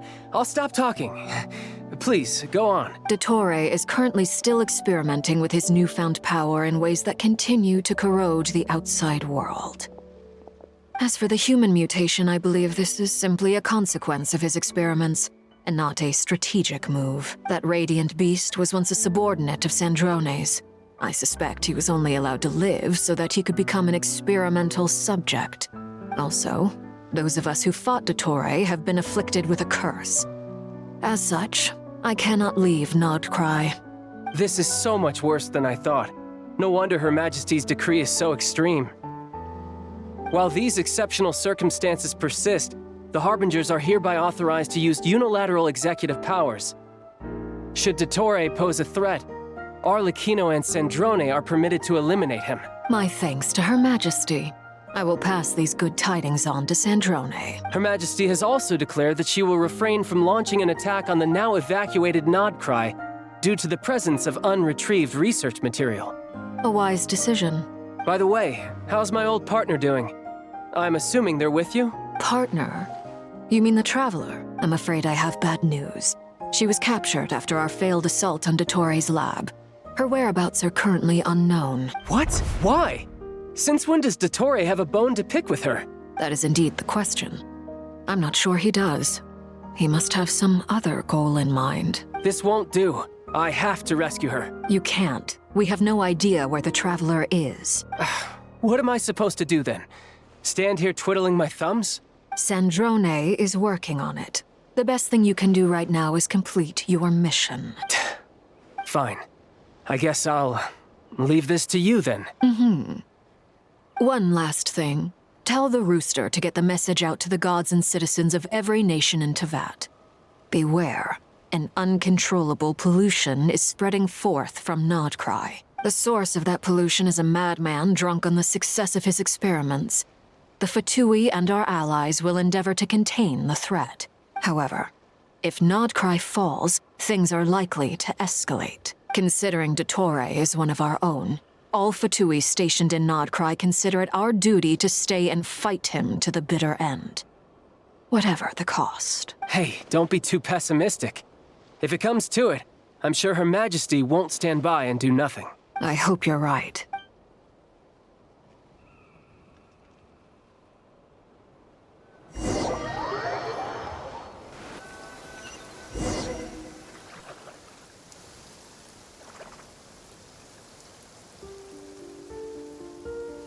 You're right on time. Thanks. Hey, do you think I'll get that gliding exam exemption? I made sure I was on my best behavior in Mondstadt. I landed well outside the city and walked in through the gates. I'll help you apply, don't worry. For now, let's see what we have here. What are the doctor's energy fields even made from? The usual attract and repel principles that govern Kuvaki don't seem to apply to them. They are very mysterious, but ultimately, they appear to be comprised of energies from the 3 realms. Thanks to research by Master and the Hexen Circle, we know that Tevat's 7 elements are derived from the more primordial power of the Light Realm, which is antagonistic with the power of the Void Realm. Since you have the power of the Dragon Durin within you, I'm sure you can already tell that this energy field contains no abyssal energy. That's true. It's not abyssal energy, it's something pure, wild, and untamed. I've been thinking about something. Do you still remember the device that Dory supplied from the Academia when you and Miss Columbina fought Raria? That was one of the most marvelous feats of ingenuity I've ever seen. The design, the craftsmanship, the material selection. I couldn't fault any of it, not to mention the operating principles. Surely the most ingenious feature of all. Dory didn't go into detail on how it functions, but I have a working theory. The clue was that Miss Columbina was somehow able to use the pyro energy that you provided, despite the fact that, as a moon goddess, she should only be able to use light realm energy in principle. Now, all elemental energy is, of course, derived from light realm energy to begin with. Hence, I suspect that the device works by restoring elemental energy to its original state. This presumes a theoretical model of the 7 elements akin to that of light refracted through a prism. Perhaps it is no mere analogy. Maybe there is indeed a prism in this model. I almost wonder if the idea for the device was conceived based on direct observations of said prism. It would explain how such an ironclad design concept was achieved. It is at once a masterwork of engineering and a groundbreaking application of the Academia's latest elemental theories. I suspect only Lesser Lord Kusanali herself could have devised such an ambitious technology. But back to the energy field before us. If this is pure light realm energy, its relation to elemental energy is one of integration versus division. Or you could say that the former contains the latter. Could this mean that elemental energy can dilute the power of the light realm? Should we give it a try? We should.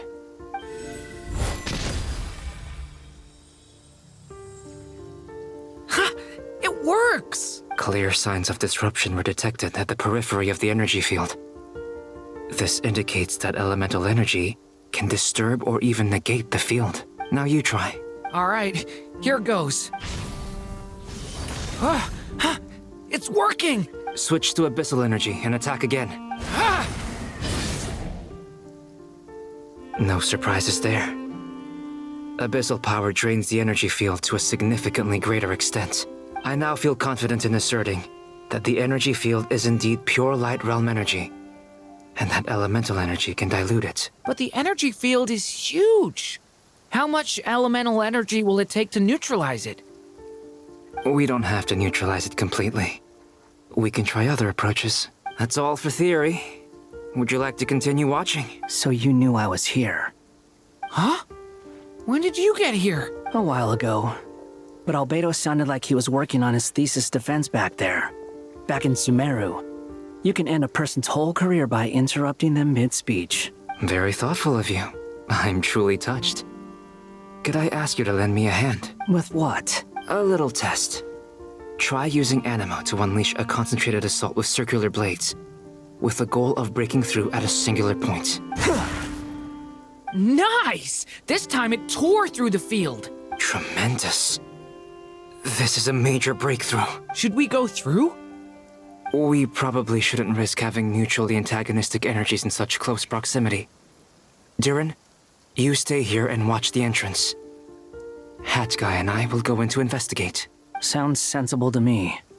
Keep your eyes peeled, Durin. Don't worry, I got this. You two be careful in there. Just give me the signal if you need help and I'll dive right in. What do you mean? Signal. It's based on a new alchemical concoction I developed last month. When 2 bottles of it are smashed on the ground together, they emit a blinding burst of light. If it comes to that, remember to shield your eyes with your hat. Glad I asked. Thanks for the heads up.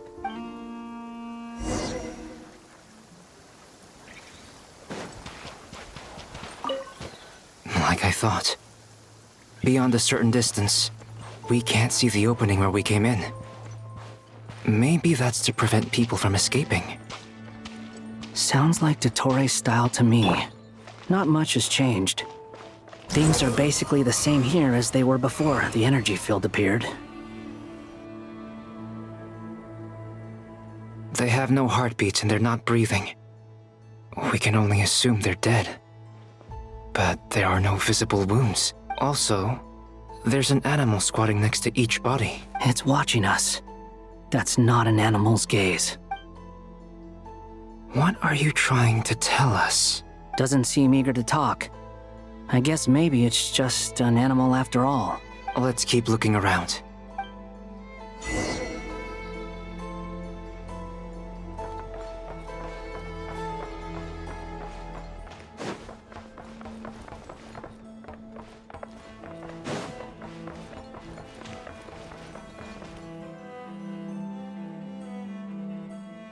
Same situation everywhere. Not a living soul in sight.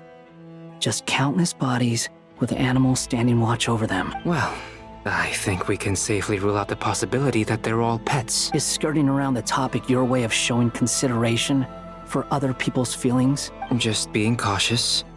I don't doubt that you can handle the truth.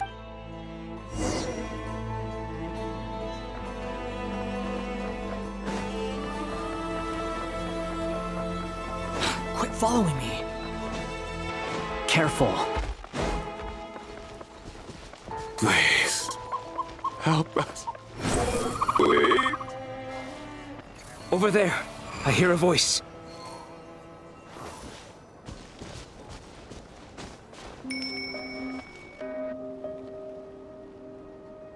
Please, help us. Please. What happened here? I don't know. Suddenly, everyone collapsed. Then my line of sight got lower. I still have some of my senses left. I gotta get out of here.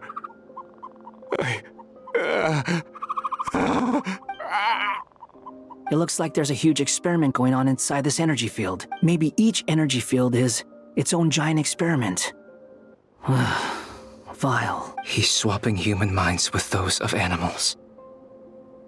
Even without the other circumstances, this would be an extremely radical experiment. Those people may have lost their sense of selves, but they are not fully animals either. If they were, they would have left. But instead, their instincts are driving them to remain by their dead bodies. We should go. No sense in sticking around here longer than we need to. Agreed.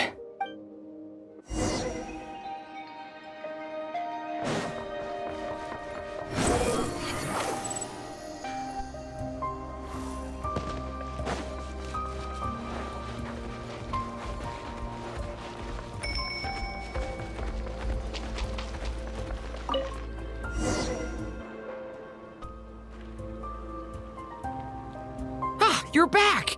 Everything okay? We saw some things that take a strong stomach. Otherwise, we're fine. We should share our findings with the others.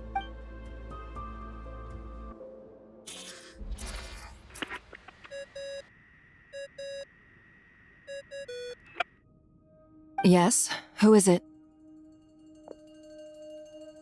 Miss Nefer, it's me, Albedo. We found a way to break through the energy fields. With enough control, it's possible to tear them open using elemental energy. Also, we managed to take a look inside. Dottore is carrying out his cruel experiments on an immense scale. Any residents who have failed to evacuate in time will likely meet a grisly end. Sounds like he's living down to our expectations. Might I ask how things are proceeding on your end? I'm just about to get started. I'll be in touch once I have a result. Understood. Stay safe. I will.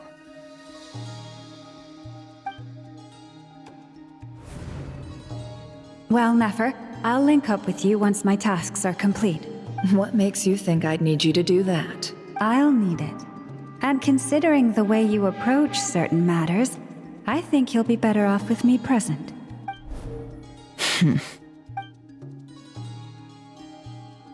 Let's begin.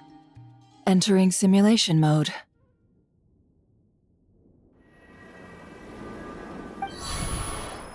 A vast wasteland.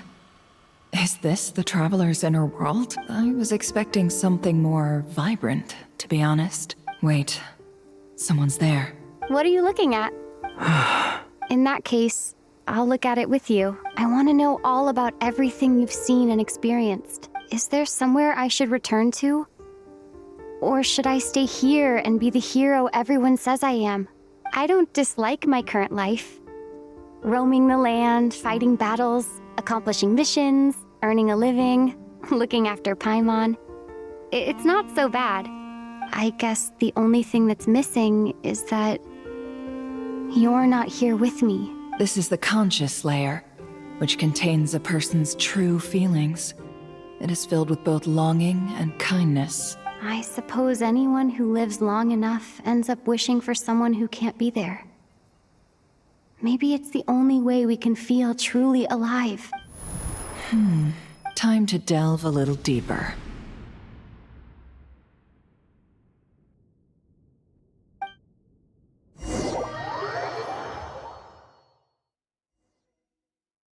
Nasha Town is hardly the optimal choice for a place to live, but it has character and a reasonable population density. What are you trying to say? Oh, don't be nervous. I was just thinking where might make a good starting point for your journey. Perhaps I should send you further afield. Conria, perhaps. Conria ceased to exist long ago. Once again, you fail to understand the possibilities that the Tri-Lune creates. Anything that has existed in the past, I can now recreate. You simply do not wish to see that happen. That might be because you miss your sibling and fear getting answers that you are not ready to learn. But this is not for me to judge. If we are to collaborate, we need to maintain an amicable relationship. In a moment, you will be able to... Oh no. What are you...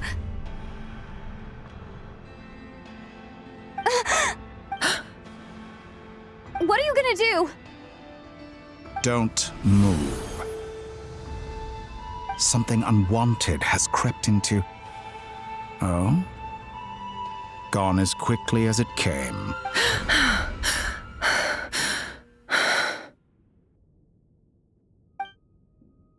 Did you save me? If I hadn't cut the connection, dottore might have caught you from the other side and destroyed you. This was a good idea, but once is plenty.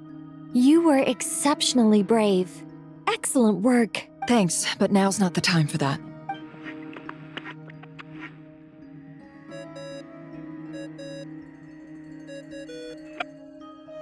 Albedo speaking. I think I know where she is.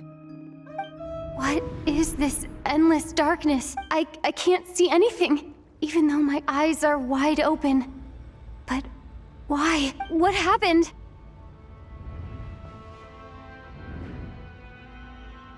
Ah, sorry about that. I take it you didn't notice. Just now, a friend of yours took a little peek into your mind. Could it be Nefer? How did she do it? Did she use something as a medium to connect to me? Do you think she's aware of your current circumstances? Oh dear. Have I stunned you into silence? I only wanted to slow down your time a little so I could stop your intruder in her tracks. It would have been nice to capture the spy. I must say, I'm finding the ability to adjust the flow of time rather intriguing. The moment you closed your eyes, time seemed to grow impossibly viscous, didn't it? A whole month passed before you opened your eyes again, but only for you. No one else was affected. I dare say this is something only a god can achieve. Point taken. You've proven once again that you have god-tier powers. Oh, you misunderstand. This wasn't about proving a point. I was testing things out. I find I learn best by doing, and I have to admit, time is not the easiest dimension to control. I only wanted to make you sleep for a short while, but it ended up lasting a whole month. Clearly some finesse is required to wield the authority over time as I wish. I hope you're not angry with me. It was only a month's discrepancy, nothing too serious. Had I been off by a year, a decade, or even a century, that would have been quite a different story. You could have frozen me for millions of years. So much for collaboration. You aren't showing much sincerity. Millions of years? To what end? I wonder if you don't understand humans all that well. They are very pragmatic creatures who understand only that which they can perceive with their senses. If I had you sit here for a week, I imagine people might sympathize. But if I left you here for 100, 1,000, or 10,000 years, the sheer size of that number would cause it to lose all meaning to them. They would not have the capacity to comprehend your suffering, and thus they could not empathize. Unfortunately, while gods do exist in Tevat, it is ordinary humans that account for most of the population. Their lifespans are so limited, their bodies so fragile. Did you ever really hope that they could begin to understand someone like you? Your long life and unique origins make you fundamentally different from them. How long will it be before they start to treat you like the alien you are? Before you are ostracized, outcast? Even I feel bad for you sometimes. This world has made you into a slave. So many times you have served its will, and not once have the powers that be ever thought to grant you the one simple thing you wish for. You have been treated most unfairly. I can change that. I will grant you special privileges and give you back the status you rightly deserve as a descender.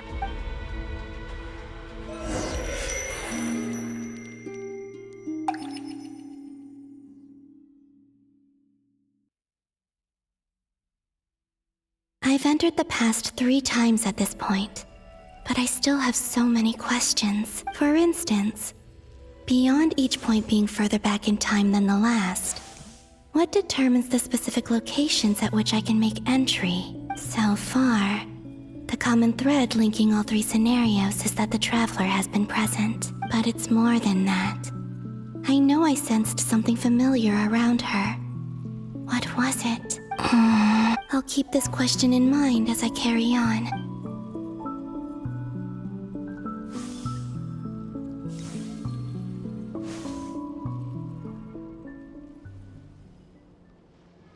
Humans, you never change.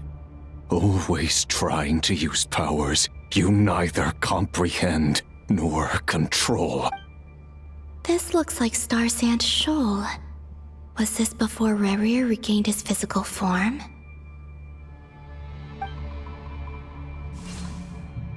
You've messed with the cannon again, huh? Sorry, but this round's not gonna go your way. The cannon. That's right. I was at Silvermoon Hall and I sensed an abnormal Kuvaki fluctuation coming from Nasha Town. And right after that, came an ominous power emanating from Star Sand Shoal. My body was once torn into countless pieces and hurled into the swirling chaos of time itself. But even so, my life and will were not extinguished. I wonder if I could try to prevent his resurrection, but how would I do it? What can I do, here and now? Traveler, behind you! Look at that light! No, I won't make it in time. She's using the Kuvaki shield like I taught her. Is she gonna use it to block the cannon's beam? She's strong. I'm sure she can manage. But the force released when the beam impacts the shield might lead to collateral damage. Easy Island. The Frost Moon Scions will be exposed to lethal levels of Kuvaki. A question, if I may. Kind Miss Columbina. When the cannon's Kuvaki beam was deflected earlier, I saw several bolts of energy streak toward Hisi Island, only to be blocked. Did you also have a hand in that? Maybe that really was me after all. Well, future me. But I don't know if I have enough power left. Siki sato pasa sax, niti ipotuvtos. There's no time. Osestikos paratin tiran to risuiku, topia. I have to make it. Oh, Frost Moon. Oh, great land. Oh, slumbering moonlight of Nodcry. If you can hear me, if you can sense my call, then please, heed me once more!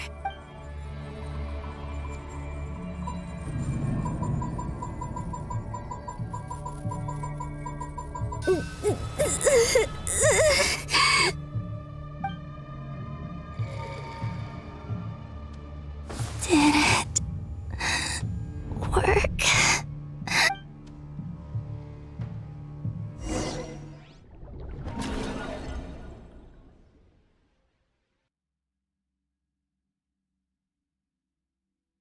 Hey, wake up. Hey, did you hear me? Columbina, I said wake up. Now! Hmm? Oh, good morning, Sandrone. It's 3 in the afternoon, actually. And could you kindly not use my quarters as your personal nap room next time? But I feel so safe here. And your coffee, right? It's so bitter, but it smells lovely. That's like you were raised by wolves in a forest or something. What did you drink growing up? Grass tea? The Frost Moon Scions certainly led a more frugal existence than the Fatui. Then I'll bet you've never eaten one of these before. It smells delicious. That's because it's a Fontanian recipe. I had a little free time today, so I made a batch. Rosaline will be here shortly, but if you really can't wait, I guess you can go ahead and... Hey, at least let me finish before you start eating! Did the Frost Moon Scions not teach you basic table manners? Or did the rules not apply to you because you're the high and mighty moon goddess? These are so tasty. Of course they are. I made them. I was worried they might contain traces of machine oil. What? You know, there's something I've always wanted to ask you. Why did you leave your old home and join the Fatui? I mean, I'm sure their food was awful. But there's gotta be more to it than that. Well, life there didn't go quite how I imagined. What were you expecting? You're a god. Your followers are gonna make some demands of you, right? Surely you can just answer a few prayers here and there in return for the free food and drink. How bad can it be? Well, would you help other people just for free food and drink? The doctor told me that you were created by a great mechanic, Lord something Fisher. The Lord Artificer. Ugh. Some people can't keep their mouths shut. Oh, Lord Artificer. And didn't he have something to do with the, narcissist? Narcissenkreuz Ordo. Yes, that was it. Narcissenkreuz Ordo. So, would you try to fulfill their wishes? You must be joking. I wouldn't go even if they paid me. I don't even know them. Exactly. Well, I felt the same way. I did not know the people who made demands of me. What do you know? We're on the same page for once. In his later years, Alan did ask me if there was anything I wanted to do. If I had any wishes of my own. Well, I don't. And I'm not in any mood to fulfill someone else's either. Who's Alain? He was the... You know what? Never mind. You're not gonna remember. Anyway, the point I'm trying to make is, neither of us is the self-sacrificing type. Let me ask you this. What sort of place would you like to live in, if you could choose? A place where people don't ask me for things I cannot give them. Where they don't worship me, or fear me, but just want to chat with me like a normal person. I'd also like the freedom to come and go as I please. And ideally, it would be somewhere with the smell of coffee and snacks. Not to burst your bubble, but no such place exists in the world. Now, take your snacks and scram.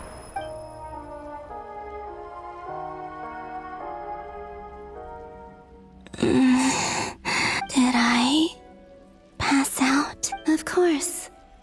I'm back here again. I dreamed of events from my past. Sandrone. Traveler, I miss you all so much. Back there. I guess I managed to harness all the Kuvaki energy on Hisi Island. But how did I do it? Time is flowing backwards here. And I can use that familiar power to enter the world of the past. That mystery ally everyone talked about. It was me all along. I can sense that there isn't much more power remaining up ahead. What lies at the end of all of this?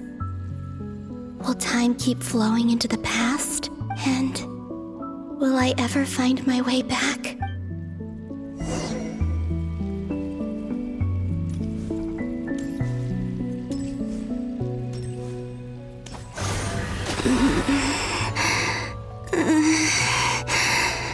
It's getting harder and harder to use my power.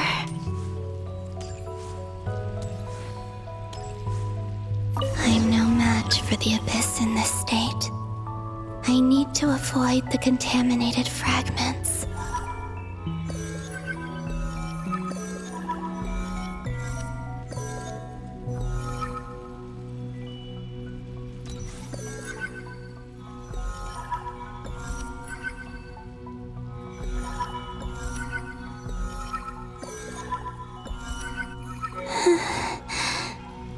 Time to go. I wonder where I'll find myself this time.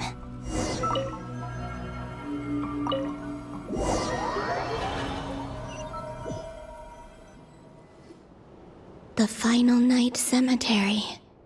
This is where Flint's is based. Or not! How are we supposed to read through this many files? Difficult, yes, but it is also our most efficient option. Seems like they're searching for information. Oh, I remember. Flint's and Varga talked about some files on the Wild Hunt. Was this my doing too? To expose the true intentions of this Rarir, we need to dive into Notcry's history. Are my actions changing the past?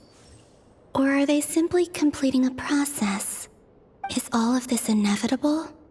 Or am I the one making these decisions? If I choose not to help them now, will it change how things turn out? Hope we don't land on our heads then. They're my friends. I can't not help them.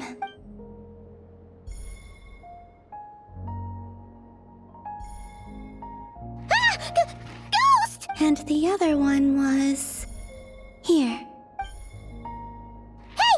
Another file's moving!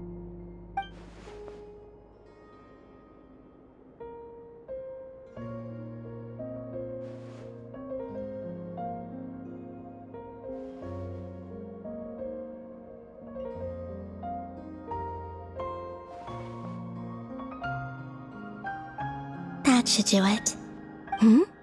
Luanatar? You can sense my presence? Wait!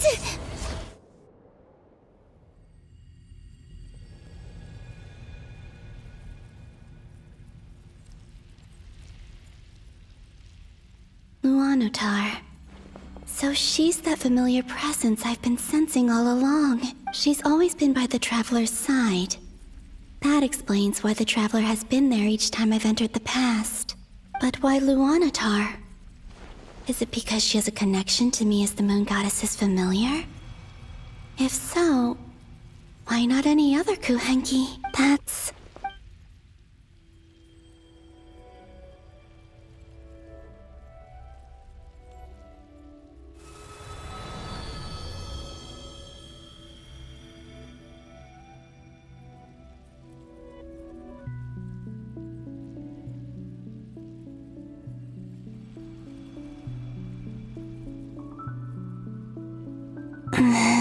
I cannot sense any power up ahead. Just a void, stretching out into infinity. This is likely my final chance to enter the past. It's now or never. I have to find a way back.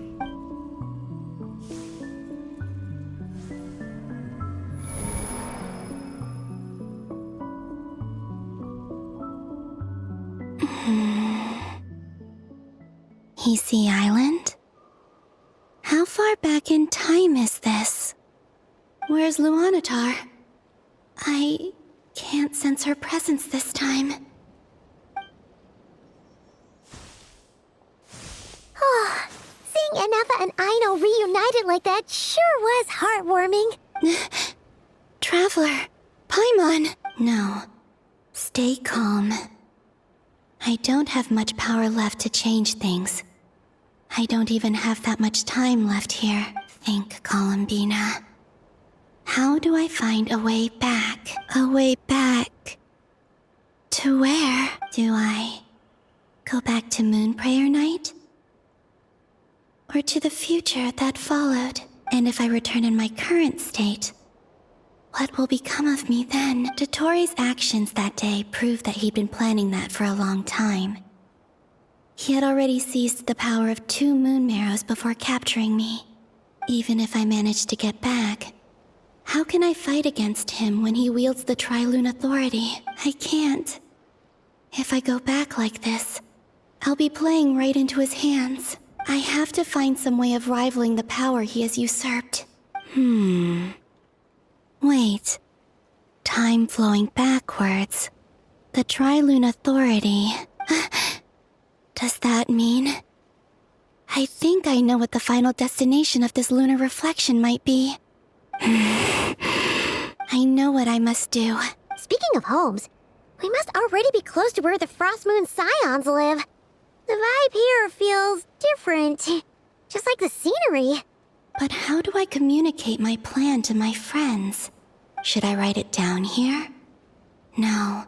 Someone else will see it. I need something with a close connection to me. Something I can use as a medium to tell them what's happened to me in here. Now it makes sense.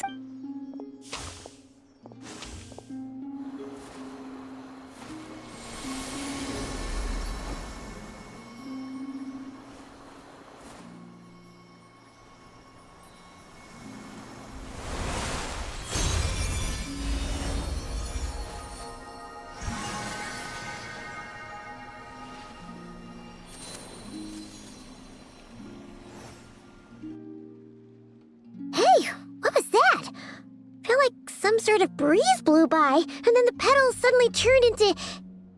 Huh? It was I who brought Luanatar into being.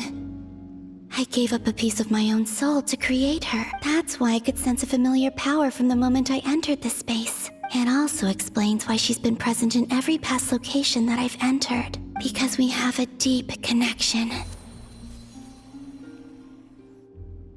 there! What's your name? And the reason why there are no more gates to the past after this point is that Luanatar hadn't been born then. No wonder I sensed the trace of a blessing when we first met. But I still didn't recognize the soul hidden within you. Back then, I was just a little lost dove. I had yet to become Columbina Hyposelenia. Go on now. We've got stuff to do. Best you find someone else to hang out with. Hey, you scared it off. I'll be counting on you. Remember to stay by the traveler's side, guide her, and help her in my stead. Oh, and bring her to the garden where the moon prayer blossoms grow. There's a little lost dove there who will need her help. Go on. You too. Go and live your story. As for mine must go in a different direction.